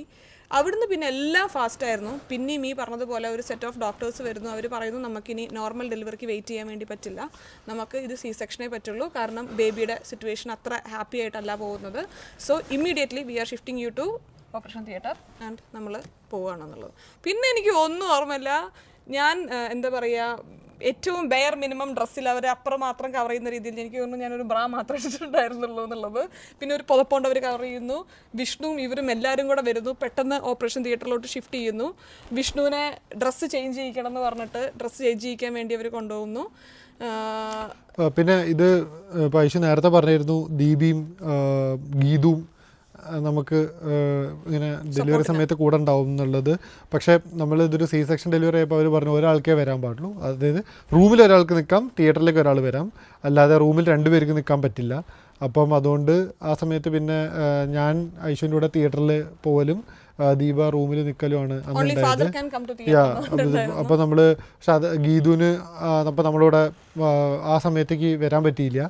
പക്ഷെ ആ സമയത്ത് ഗീതുവും പ്രതുവും അൻഷിഫ എല്ലാവരും വന്നിട്ട് കാർ പാർക്കിൽ വെയിറ്റ് ചെയ്യായിരുന്നു. അവർ എന്താണ് നമ്മൾ നടക്കുന്നതെന്ന് അറിയാൻ വേണ്ടിയിട്ട്. ദീപയ്ക്ക് മാത്രം ഉള്ളോട്ട് വരാൻ പറ്റി, ബാക്കി എല്ലാ നമ്മുടെ ഫ്രണ്ട്സും അധികം പേരും കാർ പാർക്കിലുണ്ടായിരുന്നു, എന്തെങ്കിലും സിറ്റുവേഷൻ വന്നാലോ അല്ലെങ്കിൽ എന്തെങ്കിലും ഹെൽപ്പിന് വേണ്ടിയിട്ടോ. അപ്പോൾ അവരും ഈ സമയത്ത് അവരെയും വിളിച്ച് ഞാൻ അങ്ങനെ പറയായിരുന്നു ഓക്കെ ഇപ്പം ഞങ്ങൾ സി സെക്ഷന് പോവാണ്. പിന്നെയാണ് ഞാൻ അറിയുന്നത് കേട്ടോ, കയറുന്നതിൻ്റെ മുന്നേ വിഷ്ണു ഗീതുവിനെ വിളിച്ച് കരഞ്ഞിട്ടുണ്ടായിരുന്നു എന്നുള്ളത്. ഭയങ്കര ഇങ്ങനെ ബ്രേക്ക് ചെയ്യുന്നൊരു മൊമെൻറ്റ് പോലെയാ, പ്രാർത്ഥിക്കണം കേട്ടോ. കാരണം ഡോക്ടർ ഭയങ്കര ലെറ്റ്സ് ട്രൈ എന്നുള്ള വട്ടിലായിരുന്നു നമുക്ക് പോയിട്ട് പെട്ടെന്ന് സി സെക്ഷൻ ചെയ്യാമെന്ന് പറഞ്ഞിട്ടുണ്ടായിരുന്നത്. ഞാൻ ആ ഒരു പോർഷൻ എനിക്ക് അറിയുന്നുണ്ടല്ലോ, എനിക്ക് അറിയാവുന്ന സിറ്റുവേഷൻ വേഴ്സ് ആയിട്ടാണ് പോകുന്നത്. The best thing we can do now is A C section. അപ്പോൾ അതുകൊണ്ടാണ് നമ്മൾ സി സെക്ഷന് പോയത്. അമ്മടി അച്ഛൻ്റെയും സിറ്റുവേഷനും ഇവിടെ വളരെ മോശമായിരുന്നു. കാരണം അവർക്കൊപ്പം ഉണ്ടാവാൻ പറ്റുന്നില്ലല്ലോ. ദീപ ചേച്ചി വിളിച്ച് എല്ലാ മൊമെൻറ്റിലും അപ്ഡേറ്റ്സും കാര്യങ്ങളൊക്കെ കൊടുക്കുന്നുണ്ട്. അമ്മ ഏതൊക്കെയോ അമ്പലങ്ങളിലൊക്കെ വിളിച്ച് വഴിപാടൊക്കെ നേർന്നിട്ടുണ്ടായിരുന്നു. ഇനിയും ഇതൊരു നോർമൽ ഡെലിവറിക്ക് വേണ്ടി വെയിറ്റ് ചെയ്യാതെ പെട്ടെന്ന് സി സെക്ഷൻ ചെയ്ത് കൊച്ചിനെയും എന്നെയും കൂടെ സേഫ് ആക്കുന്ന രീതിയിൽ കിട്ടാൻ വേണ്ടിയിട്ട് അമ്മയും ഭയങ്കര പ്രാർത്ഥനയും കാര്യങ്ങളൊക്കെ ആയിരുന്നു. പിന്നെ അങ്ങനെ ഓപ്പറേഷൻ തിയേറ്ററിൽ എത്തി എനിക്ക് ബാക്കിൽ അവർ അനസ്തേഷ്യ തന്നു, ഫ്രണ്ടിലൊരു സ്ക്രീൻ പോലത്തെ സംഗതി വെച്ചു. അതായത് ആദ്യം എക്സ്പ്ലെയിൻ ചെയ്ത് തന്നായിരുന്നു. ഇപ്പം ആദ്യം അനസ്തേഷ്യ എടുക്കും, അതിനുശേഷം ബോഡീൻ്റെ താഴോട്ട് ഫുള്ളി ഇതായിരിക്കും, പിന്നെ നമ്മുടെ മുമ്പിലൊരു ക്ലോത്ത് പോലത്തെ ഒരു സ്ക്രീൻ ഉണ്ടാവും. അപ്പോൾ ആ സ്ക്രീനിൻ്റെ അകത്തൊരു ചെറിയ വിൻഡോ ഉണ്ടാവും. ആ വിൻഡോയിലൂടെയാണ് നമുക്ക് കാണേണ്ട കാര്യങ്ങൾ കാണാൻ പറ്റുക. അത് അവർ കാണിച്ചു തരും, നമ്മൾ കാണുന്നതല്ല. അപ്പോൾ അതൊക്കെ അവർ ജസ്റ്റ് ഒരു ബ്രീഫ് എക്സ്പ്ലനേഷൻ നമുക്ക് കൊച്ചിന് തന്നിട്ടുണ്ടായിരുന്നു. വരുന്ന മൊമെന്റിൽ മാത്രമാണ് അവർ ആ വിൻഡോ ഓപ്പൺ ആക്കുക കേട്ടോ, ബാക്കി എല്ലാ സമയത്തും അത് ക്ലോസ്ഡ് ആയിരുന്നു. അങ്ങനെ തുടങ്ങി. അവർ പറഞ്ഞ പോലെ തന്നെ ഒരു 5 മിനിറ്റ്സിൻ്റെ ഉള്ളിൽ അവനെ ഞങ്ങൾക്ക് കാണിച്ചു തന്നു. അപ്പോൾ നമുക്കത് അതൊരു ബൂം ചിക്ക വാവ് മൊമെന്റ് ആയിരുന്നു. കാരണം പേരൻസ് ആവുക, മദർ ആവുക, കൊച്ചിൻ്റെ കരച്ചിൽ ആദ്യം കേൾക്കുക, അല്ലെങ്കിൽ വിഷ്ണുവിനൊരു ഫാദർഹുഡ് ഫീൽ വരിക, അതിനേക്കാളൊക്കെ ഉപരി നമുക്ക് രണ്ടുപേർക്കും ഒരു ആശ്വാസമായിരുന്നു. ആ സമയത്ത് ഈ ഒരു എപ്പിസോഡ് ഉണ്ടായതുകൊണ്ട് നമുക്കൊരു ആ മൊമെന്റിൽ കൂടുതൽ സമാധാനമാണ് ഫീൽ ചെയ്തത്. ഓക്കെ, ഇവൻ പുറത്തെത്തി, ഒരു ഓക്കെ ആണ്, അറ്റ്ലീസ്റ്റ് ലൈക്ക് ബാക്കിയുള്ള ടെസ്റ്റുകളും കാര്യങ്ങളൊക്കെ ഇനി ഡോക്ടേഴ്സ് നോക്കുന്നുണ്ട്. ബട്ട് അറ്റ്ലീസ്റ്റ് ഒരു ഫസ്റ്റ് പാർട്ട് നമ്മൾ ഓക്കെ ആയി എന്നുള്ളൊരു സമാധാനമാണ് അന്ന് ഏറ്റവും കൂടുതൽ ആദ്യം ഫീൽ ചെയ്തത്.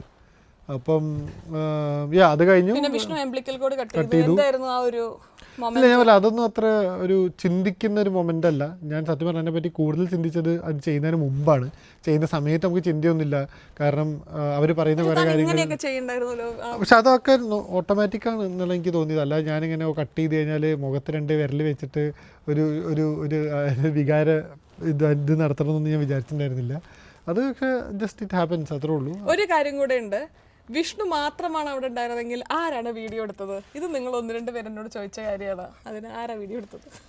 അത് നമ്മൾ കയറുന്ന സമയത്ത് അവിടുത്തെ ഒരു ഡോക്ടറോ നേഴ്സോ എന്തോ എന്നോട് ചോദിച്ചായിരുന്നു നിങ്ങൾ വീഡിയോ വേണോ എന്നുള്ളത്. അപ്പോൾ ഞാൻ പറഞ്ഞു ആ കിട്ടിയാൽ നല്ലതാണ്. അപ്പോൾ അവർ പറഞ്ഞു ഫോൺ അവരുടെ അടുത്ത് തന്നാൽ അവർ നോക്കിയിട്ട് അവരുടെ, ഇപ്പോൾ നമുക്ക് വീഡിയോ എടുക്കാൻ പറ്റില്ല അവിടെ, കാരണം ഡോക്ടേഴ്സിന് അവരുടേതായ രീതികളുണ്ടല്ലോ. അപ്പം അവർ അവരുടേതായ രീതിക്ക് പറ്റാവുന്ന മൊമെന്റ്സ് ക്യാപ്ചർ ചെയ്ത് തരാമെന്ന് പറഞ്ഞു. അങ്ങനെ അവർ ക്യാപ്ചർ ചെയ്തെന്നാണ്.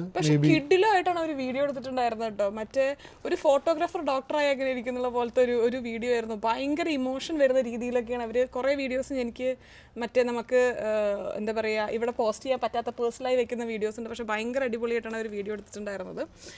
അപ്പോൾ അങ്ങനെ അത് കഴിഞ്ഞ് ഇവനെ മാറ്റിക്കൊണ്ടുപോയി ഇവൻ്റെ റിഫ്ലക്സസും കാര്യങ്ങളൊക്കെ ചെക്ക് ചെയ്യാൻ വേണ്ടിയിട്ട് വിഷ്ണു ഒപ്പം പോയിട്ടുണ്ടായിരുന്നു. പിന്നെ തനിക്കറിയാം, എനിക്കറിയില്ല. ഇല്ല, പിന്നെ റിഫ്ലക്സസ് ഒക്കെ ചെക്ക് ചെയ്തു. അപ്പോൾ അവരെല്ലാം നോക്കിയിട്ട് ഓക്കെയാണ്, പിന്നെ ഈ റൂമിലേക്ക് കൊണ്ടുപോകാമെന്ന് പറഞ്ഞു. അപ്പോഴത്തേക്കും ഐശുവിൻ്റെ ഒരു 30-40 മിനിറ്റ്സ് കഴിഞ്ഞായിരുന്നു. ഐശുവിൻ്റെ സ്റ്റിച്ചും കാര്യങ്ങളും കഴിഞ്ഞു. അപ്പം അവർ ഇനി എല്ലാം കഴിഞ്ഞു, റൂമിലേക്ക് പോകാമെന്ന് പറഞ്ഞു. അവനെ എടുത്ത് ഐശുവിൻ്റെ മേൽ വെച്ചിട്ട് നമ്മൾ ആദ്യം വന്ന റൂമിലേക്ക് തിരിച്ചു പോയി. അപ്പം അവിടെ ദീപ ഉണ്ടായിരുന്നു. അപ്പോൾ നമ്മൾ അവിടെ എത്തി. പിന്നെ കുറച്ച് നേരം അവനെ മേത്ത് വെച്ച് കിടക്കുന്ന സമയത്താണ് ഈ തോന്നുന്ന ഐശുവിൻ്റെ വീഡിയോയിൽ നിങ്ങൾ കണ്ടിട്ടുണ്ട് നമ്മൾ കുറച്ച് പേരൊക്കെ ഫോൺ ചെയ്തതും കാണിച്ചു കൊടുത്തതും അങ്ങനത്തെ കുറച്ച് കാര്യങ്ങളൊക്കെ ഉണ്ടായത്. ബേസിക്കലി ഇതാണ് ആ സമയത്ത് നടന്ന ഒരു ഇത്. അപ്പം ഇതിൽ ഇപ്പോൾ പറഞ്ഞു വന്ന ഞങ്ങളുടെ ഒരു ബാഡ് എക്സ്പീരിയൻസ് അല്ലെങ്കിൽ which could have been avoided or which should not have happened എന്നുള്ള രീതിയിൽ ചിന്തിക്കേണ്ടത് ഈ ഐശുവിൻ്റെ ഫ്ലൂയിഡ് കുറഞ്ഞ വിവരം നമ്മൾ നേരത്തെ അറിഞ്ഞില്ല എന്നുള്ളതാണ്. കാരണം നമുക്കിപ്പോൾ മിഡ് വൈഫ് എന്ന് പറയുന്ന ഒരാളായിട്ട് കൺസിസ്റ്റൻറ്റ് ചെക്കപ്സ് ഉണ്ടായിരുന്നു. അവർ ഐശുവിന് ഹെൽത്ത് മോണിറ്റർ ചെയ്യുന്നുണ്ടായിരുന്നു. പക്ഷെ അവർക്ക് ഒരിക്കലും കണ്ടുപിടിക്കാൻ പറ്റിയില്ല ഐശുവിന് ഫ്ലൂയിഡ്സ് കുറവാന്നുള്ളത്. അത് നമ്മൾ 1-2 പ്രാവശ്യം നമ്മളായിട്ട് നമുക്ക് തോന്നുമ്പോൾ നമ്മൾ ചോദിച്ചു ഐശുവിൻ്റെ ബെല്ലി എന്താണ് വലുതാവാത്തത്, അങ്ങനത്തെ പ്രശ്നം വല്ലതും ഉണ്ടോ? ഇപ്പം ഞാൻ പറയുന്നത് ബെല്ലി കുറഞ്ഞ എല്ലാവർക്കും ഫ്ലൂയിഡ് കുറവാന്നല്ല കേട്ടോ. അന്ന് ഞങ്ങൾക്ക് കുറച്ചിടയ്ക്ക് ഇങ്ങനെ തോന്നുന്നുണ്ട് ബെല്ലി കുറച്ച് വലുതാവാത്തത്, അവന് കുറച്ച് വലിപ്പം കുറവുണ്ടാവും, അങ്ങനെയൊക്കെ നമ്മൾ ഡൗട്ടൊക്കെ പോയി ചോദിക്കുമായിരുന്നു അവരുടെ അടുത്ത്. അപ്പോൾ അവർ പറഞ്ഞു അങ്ങനത്തെ ഒരു പ്രശ്നവുമില്ല, എല്ലാം ഓക്കെയാണ്, അങ്ങനെ ഒരു ബുദ്ധിമുട്ടുമില്ല എന്നൊക്കെ എല്ലാം പറഞ്ഞിട്ട്. പക്ഷേ ലാസ്റ്റ് ഈ പറഞ്ഞ കുറേ ബുദ്ധിമുട്ടുകൾ ഉണ്ടായി. ഇത് നേരത്തെ അറിഞ്ഞിരുന്നെങ്കിൽ മേ ബി മിഡ്വൈഫിന്റെ ഭാഗത്തുനിന്ന് ഒരു തെറ്റ് പറ്റി എന്നുള്ളത് അവർ നെക്സ്റ്റ് ഡേ നമ്മളെ വിളിച്ച് അപ്പോളജൈസ് ചെയ്യാൻ ഒരിക്കലും അംഗീകരിക്കാൻ പറ്റുന്ന ഒരു തെറ്റല്ല അവരുടെ ഭാഗത്തുനിന്ന് വന്നിട്ടുണ്ടായിരുന്നത്. പക്ഷേ it is what it is. ഇതിപ്പം മിഡ് വൈഫ് എന്ന് പറയുന്ന ഒരു പൊസിഷനിലുള്ള എല്ലാവരും ഒക്കെ പറ്റുന്ന തെറ്റാണെന്നോ അല്ലെങ്കിൽ ഇത് മിഡ് വൈഫ് എന്ന് പറയുന്ന ഒരു പൊസിഷൻ മോശമാണെന്നോ അങ്ങനെയല്ല പറയുന്നത്. കാരണം നമുക്കറിയുന്ന തന്നെ എത്രയോ ഫ്രണ്ട്സിന് ഇവിടെ പ്രോപ്പറായിട്ട് ഡെലിവറി നടന്നിട്ടുണ്ട്. അപ്പം ആ സമയത്തൊന്നും ഇങ്ങനെ നടന്നിട്ടില്ല. പക്ഷെ അൺഫോർച്ചുനേറ്റ്ലി ഞങ്ങളുടെ കേസിൽ നടന്നു. പിന്നെ ഞാൻ അവരെ ക്വസ്റ്റ്യൻ ചെയ്തപ്പോൾ അവരുടെ ഭാഗത്തുനിന്ന് വന്ന തെറ്റാണ്, അവർ 1-2 ടെസ്റ്റുകൾ ചെയ്തില്ല, അതുകൊണ്ടാണ് സംഭവിച്ചത്, ഇനി തൊട്ട് അവരത് അവരുടെ പ്രാക്ടീസിൽ അങ്ങനെ ചെയ്യും. ഈ ആൻസേഴ്സ് നമുക്ക് ഭയങ്കര ഉപകാരമില്ലാത്ത ആൻസേഴ്സാണ്. പക്ഷേ അവർ സോറി പറഞ്ഞു, അവരുടെ ഭാഗത്ത് നിന്ന് വന്ന് തെറ്റാന്ന് പറഞ്ഞു. ഇതൊക്കെ ഇപ്പം അവൻ ഹെൽത്തി ആയിട്ട് ഇരിക്കുന്നതുകൊണ്ട് നമുക്ക് തലയാട്ടാനും കേൾക്കാനും പറ്റുന്നുണ്ട്. പക്ഷേ എന്തെങ്കിലും നെഗറ്റീവ് സംഭവിക്കുന്ന ഒരു സിറ്റുവേഷൻ ആയിരുന്നെങ്കിൽ ഈ ഒരു ആൻസറും അല്ലെങ്കിൽ ഈ ഒരു എക്സ്ക്യൂസും നമുക്ക് നമ്മുടെ അടുത്ത് ഡോക്ടർ പറഞ്ഞത് തന്നെ നിങ്ങൾ റൈറ്റ് ടൈമിൽ ഹോസ്പിറ്റലിൽ വന്നതുകൊണ്ട് ഇതൊരു ഹാപ്പി. അപ്പോൾ അവർ കുറേ തെറ്റ് ചെയ്തിട്ടുണ്ടെങ്കിൽ അവരാകെ ചെയ്തിട്ട് ശരി അന്ന് നമുക്ക് ഉറങ്ങാനുള്ള ഒരു ഓപ്ഷൻ തന്നു എന്നുള്ളതാണ്. കാരണം അങ്ങനെ ഒരു ഓപ്ഷൻ ഉണ്ട് ഞങ്ങൾക്ക് അറിയില്ലായിരുന്നു. അത് അവർ സജസ്റ്റ് ചെയ്തപ്പോഴാണ് നമ്മളൊക്കെ അങ്ങനെ ഒരു ഓപ്ഷൻ ഉണ്ട് നമ്മൾ അറിഞ്ഞത്. അപ്പം ഈ കുറേ തെറ്റുകളിലൂടെ അവർ ഇങ്ങനൊരു കാര്യം ചെയ്തുകൊണ്ട് അത് അറ്റ്ലീസ്റ്റ് റൈറ്റ് ടൈമിൽ നമുക്ക് അറിയാൻ പറ്റി. അപ്പം അത് ഇങ്ങനൊരു എക്സ്പീരിയൻസ് എനിക്ക് ഞങ്ങൾ നേരത്തെ പറഞ്ഞ പോലെ അവൻ ജനിച്ച സമയത്ത് സന്തോഷത്തിനെക്കാട്ടും കൂടുതൽ നമുക്കൊരു സമാധാനം എന്നുള്ളൊരു ഫീലിങ്ങിലേക്ക് ഞങ്ങൾ പോയത് ഈ ഒരു എപ്പിസോഡ് നടന്നുകൊണ്ടാണ്. കാരണം അല്ലെങ്കിൽ നമുക്ക് ആ സന്തോഷം കുറച്ചും കൂടെ എൻജോയ് ചെയ്ത് ആ മൊമെൻറ്റ്സ് കുറച്ചും കൂടെ ഒരു വാവ് മൊമെൻ്റ് ആയതിന്. ഇപ്പോൾ വാവ് ആയില്ല എന്നല്ല, പക്ഷെ കൂടുതലും ഞങ്ങൾ ആ സമയത്ത് ടെൻഷനിലായിരുന്നു. ആ ഒരു സന്തോഷത്തിലേക്കുള്ളൊരു ചേഞ്ച് കുറച്ച് 1-2 മണിക്കൂറുകൾക്ക് ശേഷമാണ് സംഭവിച്ചത്. അപ്പം അത് സംഭവിക്കാൻ പാടില്ലായിരുന്നു, പക്ഷെ പിന്നെ അതിനുശേഷം അവൻ കുറച്ച് സ്ട്രെയിൻ ചെയ്ത് കാരണം അവൻ കുറച്ച് ടയർഡായിരുന്നു. ഗ്ലൂക്കോസ് ലെവലിൽ കുറച്ച് വാല്യൂസ് കുറവുണ്ടായിരുന്നു. അതുകൊണ്ട് നമുക്ക് എക്സ്ട്രാ ഒരു 1 വീക്കോളം ഹോസ്പിറ്റലിൽ സ്റ്റേ ചെയ്യേണ്ടി വന്നു. പക്ഷേ ഈ പറഞ്ഞതുപോലെ ഇപ്പോൾ ഒരു 3 ആഴ്ച അല്ലെങ്കിൽ 4 ആഴ്ചയോടെ എടുക്കുമ്പോൾ ഇത് ഇവിടെ വലിയ ബുദ്ധിമുട്ടില്ലാതിരുന്ന് പറയാൻ പറ്റുന്നത് അവൻ സന്തോഷമായി മുകളിൽ കിടന്ന് ഉറങ്ങുന്നതുകൊണ്ടാണ്. പാല് കുടിക്കും, ഉറങ്ങും, ബാക്കി എല്ലാവൻ്റെ കാര്യങ്ങൾ നോർമലായി. ഇപ്പോൾ അവൻ ഹെൽത്തി ആയിട്ട് നമ്മുടെ അടുത്ത് ഇരിക്കുന്നതുകൊണ്ട് തന്നെയാണ് നമുക്ക് ഇപ്പോൾ ഇത് ഇത്ര ഈസി ആയിട്ട് ഇവിടെ വന്നിരുന്നത്. ഇപ്പോഴും ഈസി ആയിട്ടെന്നല്ല, അന്ന് ഗോ ത്രൂ ചെയ്ത കാര്യം തന്നെയാണ്. പക്ഷെ എന്നാലും പറയാൻ പറ്റുന്നത്. ഈ ഒരു വീഡിയോ എൻഡ് ചെയ്യുന്നതിൻ്റെ മുന്നേ എൻ്റെ ത്രൂ ഔട്ട് പ്രഗ്നൻസി നിങ്ങൾ ചോദിച്ച ഒരു 2 ക്വസ്റ്റ്യൻസിനും കൂടെ നമ്മൾ ആൻസർ ചെയ്തിട്ട് നമ്മൾ ഈ ഒരു സെക്ഷൻ അവസാനിപ്പിക്കുകയാണ്. ഒന്നാമത്തെ ക്വസ്റ്റ്യൻ, നിങ്ങൾ എന്തുകൊണ്ടാണ് നാട്ടിൽ ഡെലിവറി പ്ലാൻ ചെയ്യാതിരുന്നത്? ഇവിടെ എന്തിനാണ് നിങ്ങൾ ഡെലിവറി പ്ലാൻ ചെയ്തത്? എന്തായാലും നാട്ടിൽ വന്നതായിരുന്നല്ലോ, അപ്പോൾ പിന്നെ ഡെലിവറി കഴിഞ്ഞ് തിരിച്ച് വന്നാൽ മതിയായിരുന്നില്ല, എന്തിനാണ് തിരിച്ച് ഇവിടെ വന്ന് ഡെലിവറി പ്ലാൻ ചെയ്തതെന്ന്? അതിന് നമ്പർ 1 ആൻസർ എന്ന് പറഞ്ഞാൽ ഞങ്ങൾക്കിപ്പം ഇവിടുത്തെ മെഡിക്കൽ സിസ്റ്റത്തിൽ അങ്ങനെ ഒരു സംശയം തോന്നിയ ഒരു സിറ്റുവേഷൻ ഞങ്ങൾക്ക് സംഭവിച്ചിട്ടില്ല. നമ്പർ 1. പിന്നെ ഞാനിപ്പോൾ ഇവിടെ വന്നിട്ട് അൺഫോർച്ചുനേറ്റ്ലി 2 സർജറി ചെയ്ത ഒരാളാണ്. എനിക്ക് എൻ്റെ ഹെൽത്ത് കണ്ടീഷനിൽ അങ്ങനെ പ്രശ്നങ്ങളൊന്നും ഉണ്ടായിട്ടില്ല. ഞങ്ങൾക്ക് അറിയാവുന്ന എത്രയോ പേര് ഇവിടെ വളരെ ഓക്കെ ആയിട്ട് ഡെലിവറി ചെയ്തിട്ടുണ്ട്. Mid wife through, hospital through എല്ലാം ചെയ്ത ആൾക്കാരുണ്ട്. വീട്ടിൽ ഡെലിവറി ചെയ്ത ഫ്രണ്ട്സ് വരെ ഞങ്ങൾക്കറിയാം. അപ്പം അവർക്ക് ആർക്കും ഒരു ബുദ്ധിമുട്ടില്ലാതെ എല്ലാ പിള്ളേരും ഹെൽത്തി ആയിട്ട് തന്നെ ഇരിക്കുന്നത്. ഇവിടെ നിങ്ങൾ നമ്മുടെ വീഡിയോയിൽ കാണുന്ന NL ഫാമിലിയിൽ കാണുന്ന എല്ലാ പിള്ളേരും ഇവിടെ ഉണ്ടായവരാണ്. അപ്പോൾ നമുക്കങ്ങനെ ഓക്കെ ഇവിടുന്ന് ചെയ്യാൻ പറ്റില്ല അല്ലെങ്കിൽ ഇവിടെ ചെയ്ത റിസ്ക് ആണ് എന്ന് തോന്നുന്നൊരു ഫീലിംഗ് നമുക്ക് ഉണ്ടായിട്ടില്ല. അപ്പോൾ ഞങ്ങൾ നേരത്തെ പറഞ്ഞാൽ നാട്ടിൽ വരുന്ന ഞങ്ങൾ പ്ലാൻ ചെയ്ത് വന്നതല്ല. ആ സമയത്ത് ഞങ്ങൾക്ക് പെട്ടെന്നൊരു തോന്നൽ വന്നു, ഓക്കെ നമുക്കിനി എന്തായാലും 3rd ട്രൈമസ്റ്റർ ആയാലും പോകാൻ പറ്റില്ല, പെട്ടെന്നൊന്ന് പോയിട്ട് വന്നാലോ എന്ന് ആലോചിച്ച് പെട്ടെന്ന് ഒരു 2 ആഴ്ചയിൽ തീരുമാനിച്ച് നാട്ടിൽ വന്ന് തിരിച്ചു വന്നതാണ്. അപ്പോൾ അതല്ലെങ്കിൽ സംശയിച്ചത് അത് നാട്ടിൽ വരണമെന്നുണ്ടായിരുന്നു സംശയം, അല്ലാതെ നാട്ടിൽ വന്ന് ഡെലിവറി ചെയ്യണമെന്നുള്ള സംശയം ഞങ്ങൾക്ക് ഒരിക്കലും ഉണ്ടായിരുന്നില്ല. പക്ഷേ ഇപ്പോൾ ഇത് സംഭവിച്ചു, ലൈക്ക് ഇവിടുത്തെ ഒരു മെഡിക്കൽ ഒരു പ്രശ്നമൊക്കെ ഉണ്ടായി.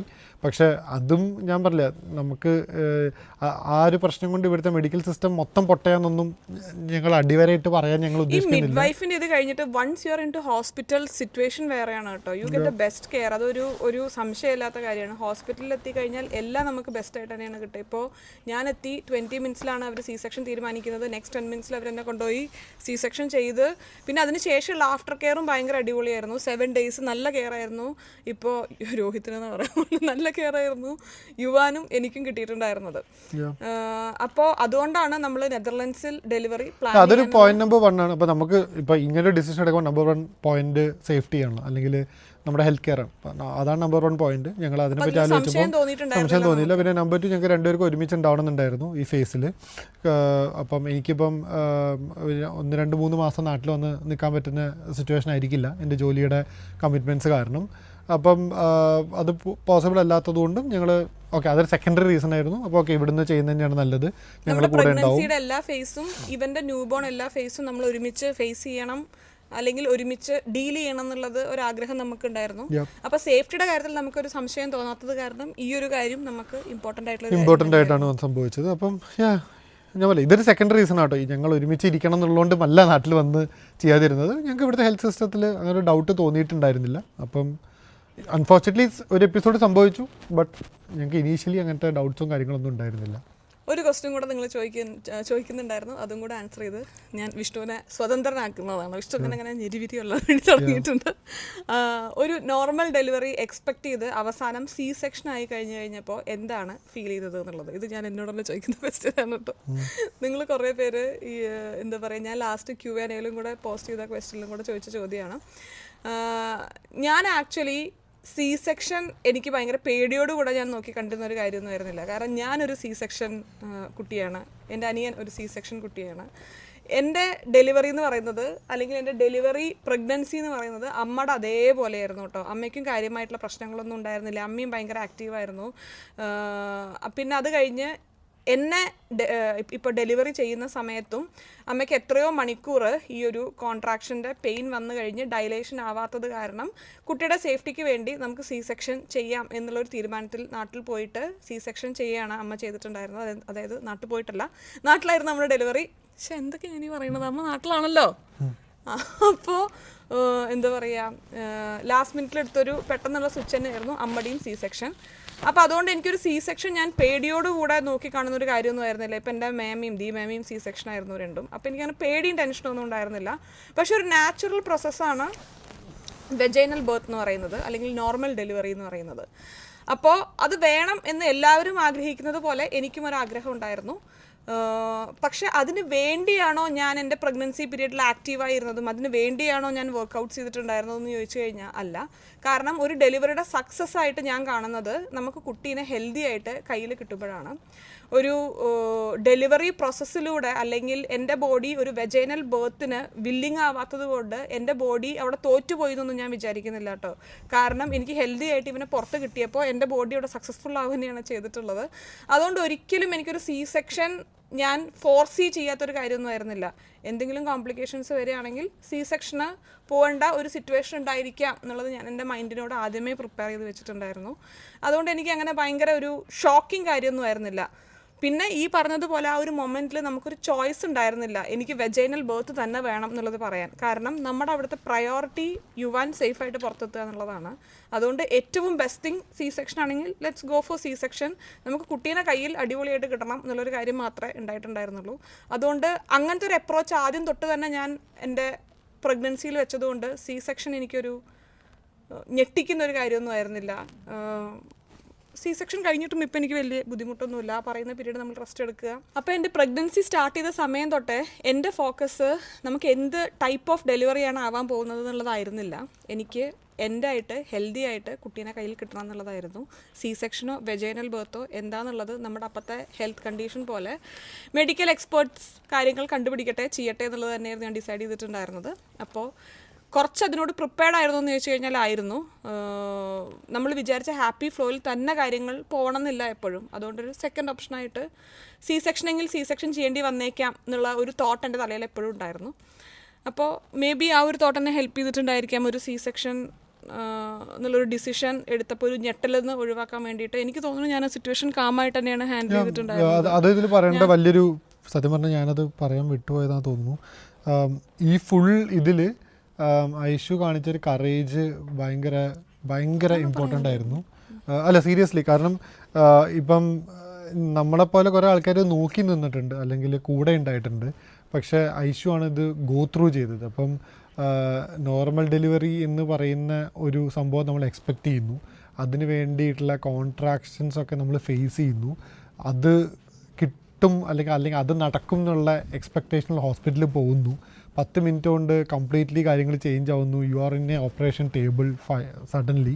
ഞാൻ 2 പ്രാവശ്യം ഓപ്പറേഷൻ ടേബിളിൽ കിടന്ന ഒരാളായതുകൊണ്ട് I know what it means. And then you are going to deliver a baby. അപ്പം ഈ ഒരു ഫേസ് ഐഷു കാണിച്ച ഒരു കറേജ് എന്നെയും കൂടെ ഇത് മുമ്പോട്ട് കൊണ്ടുപോയി ഹെൽപ്പ് ചെയ്തു.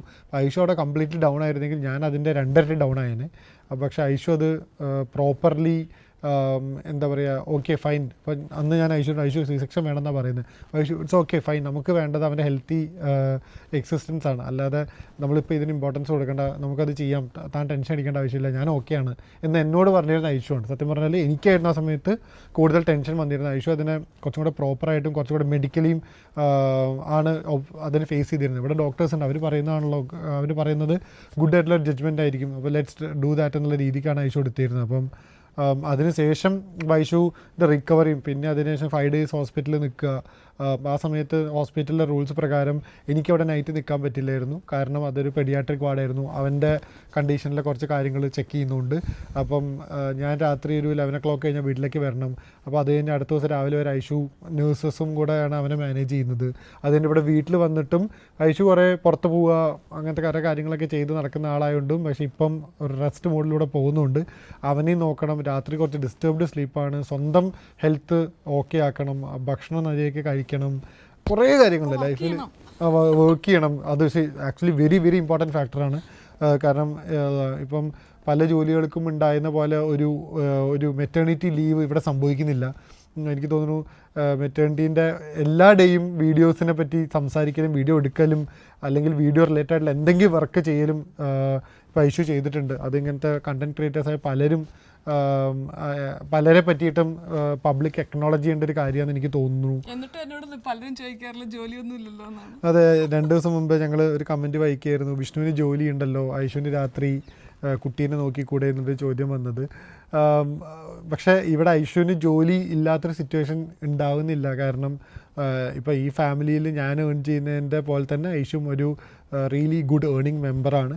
അപ്പോൾ ഐഷുവിൻ്റെ ജോലി ഞങ്ങളുടെ ഫാമിലിയിൽ ഒരു സൂപ്പർ ഇമ്പോർട്ടൻ്റ് ആണ്.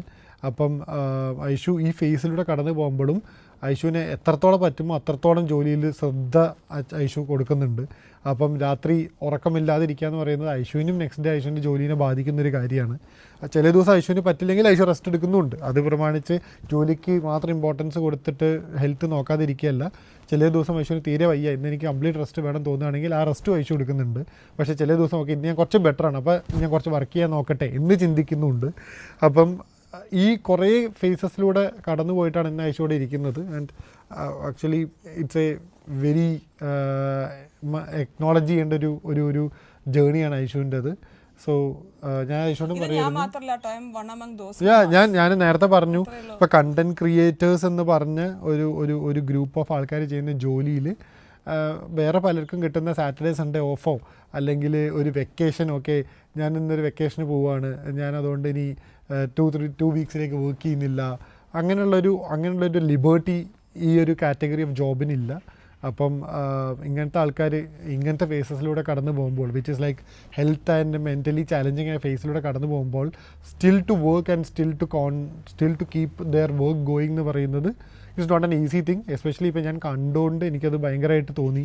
ഇപ്പോൾ എനിക്കാണെങ്കിൽ എനിക്കന്ന് നടുവേദന സർജറി ഞാൻ കിടക്കുമ്പോൾ ഞാൻ കിടക്കുമായിരുന്നു. I did do anything else. ഞാൻ റെസ്റ്റ് മോഡിലായിരുന്നു. പക്ഷേ ഐഷു ഇടയ്ക്കിടയ്ക്ക് എഴുന്നേക്കും, വീഡിയോസ് പോസ്റ്റ് ചെയ്യും, അല്ലെങ്കിൽ എഡിറ്റ് ചെയ്യും, അല്ലെങ്കിൽ അത് റിലേറ്റഡ് ആയിട്ടുള്ള വേറെ എന്തെങ്കിലും കാര്യങ്ങൾ ചെയ്യാറുണ്ട്. അപ്പം അതൊരു ഹ്യൂജ് സ്റ്റെപ്പാണ്, അല്ലെങ്കിൽ ഹ്യൂജ് തിങ് ആണ് ചെയ്യുന്നത്. സോ യാ, ഐ തിങ്ക് നമ്മൾ ഭയങ്കര ടെക്നോളജി ഉള്ളൊരു കാര്യമാണത്. Thank you. എക്നോളജ്മെൻറ്റ് എല്ലാവർക്കും ഭയങ്കര ഇഷ്ടമുള്ള കാര്യമാണല്ലോ. നമ്മളിപ്പോൾ ഒരു C-section ഡെലിവറി കഴിയുമ്പോഴും നമ്മളിപ്പോൾ ഈ ഒരു പീരീഡിൽ കൂടെ നമ്മൾ വർക്ക് ചെയ്തിട്ട് നമ്മുടെ വർക്കൊപ്പം എന്താ പറയുക കൊണ്ടുപോകുമ്പോൾ, അതായത് എൻ്റെ വർക്ക് എന്ന് പറയുന്നത് എൻ്റർടൈൻമെൻ്റ് ആണ്, നിങ്ങൾ എൻ്റർടൈൻ ചെയ്യുക എന്നുള്ളതാണ് എൻ്റെ വർക്ക്. അപ്പോൾ അതിന് ഞാൻ ട്രൈ ചെയ്യുമ്പോഴും എക്നോളജ്മെൻറ്റ് ഇസ് വെരി ഇമ്പോർട്ടൻറ്റ്. അപ്പോൾ thank you Vishnu, thank you. വീട്ടിലുള്ള കാര്യങ്ങളാണെന്നുണ്ടെങ്കിലും ചെറിയ കാര്യങ്ങൾ നമുക്ക് സന്തോഷം തോന്നിയാൽ നമ്മൾ പറയുക അവരുടെ അടുത്ത്. അത് റിലേഷൻഷിപ്പ് ഭയങ്കരമായിട്ട് ഹെൽത്തി ആക്കുന്ന ഒരു കാര്യമാണെന്നുള്ളത് നമ്മൾ റിയലൈസ് ചെയ്തൊരു കാര്യമാണ് കുറച്ച് 1-2 കൊല്ലം കഴിഞ്ഞിട്ട്. ഓക്കെ, അപ്പോൾ എന്തായാലും താങ്ക് യു. പക്ഷേ നേരത്തെ പറഞ്ഞതുപോലെ I'm one among those mamas, I'm one among those content creators. അല്ലാതെ ഞാൻ ഇതൊരു ഒരാളുടെ സ്റ്റോറി അല്ല. സത്യം പറഞ്ഞാൽ ഞങ്ങൾ റീസെൻ്റ്ലി ഇങ്ങനെ കുറച്ച് ആൾക്കാർ പ്രഗ്നൻ്റ് ആവുന്നതും അല്ലെങ്കിൽ അങ്ങനത്തെ കാര്യങ്ങളൊക്കെ കണ്ടപ്പോൾ നമ്മൾ വിചാരിച്ചത് എല്ലാവരും ഫേസ് ചെയ്തൊരു പ്രോബ്ലം ആയിരിക്കുമല്ലോ എന്നുള്ളത്.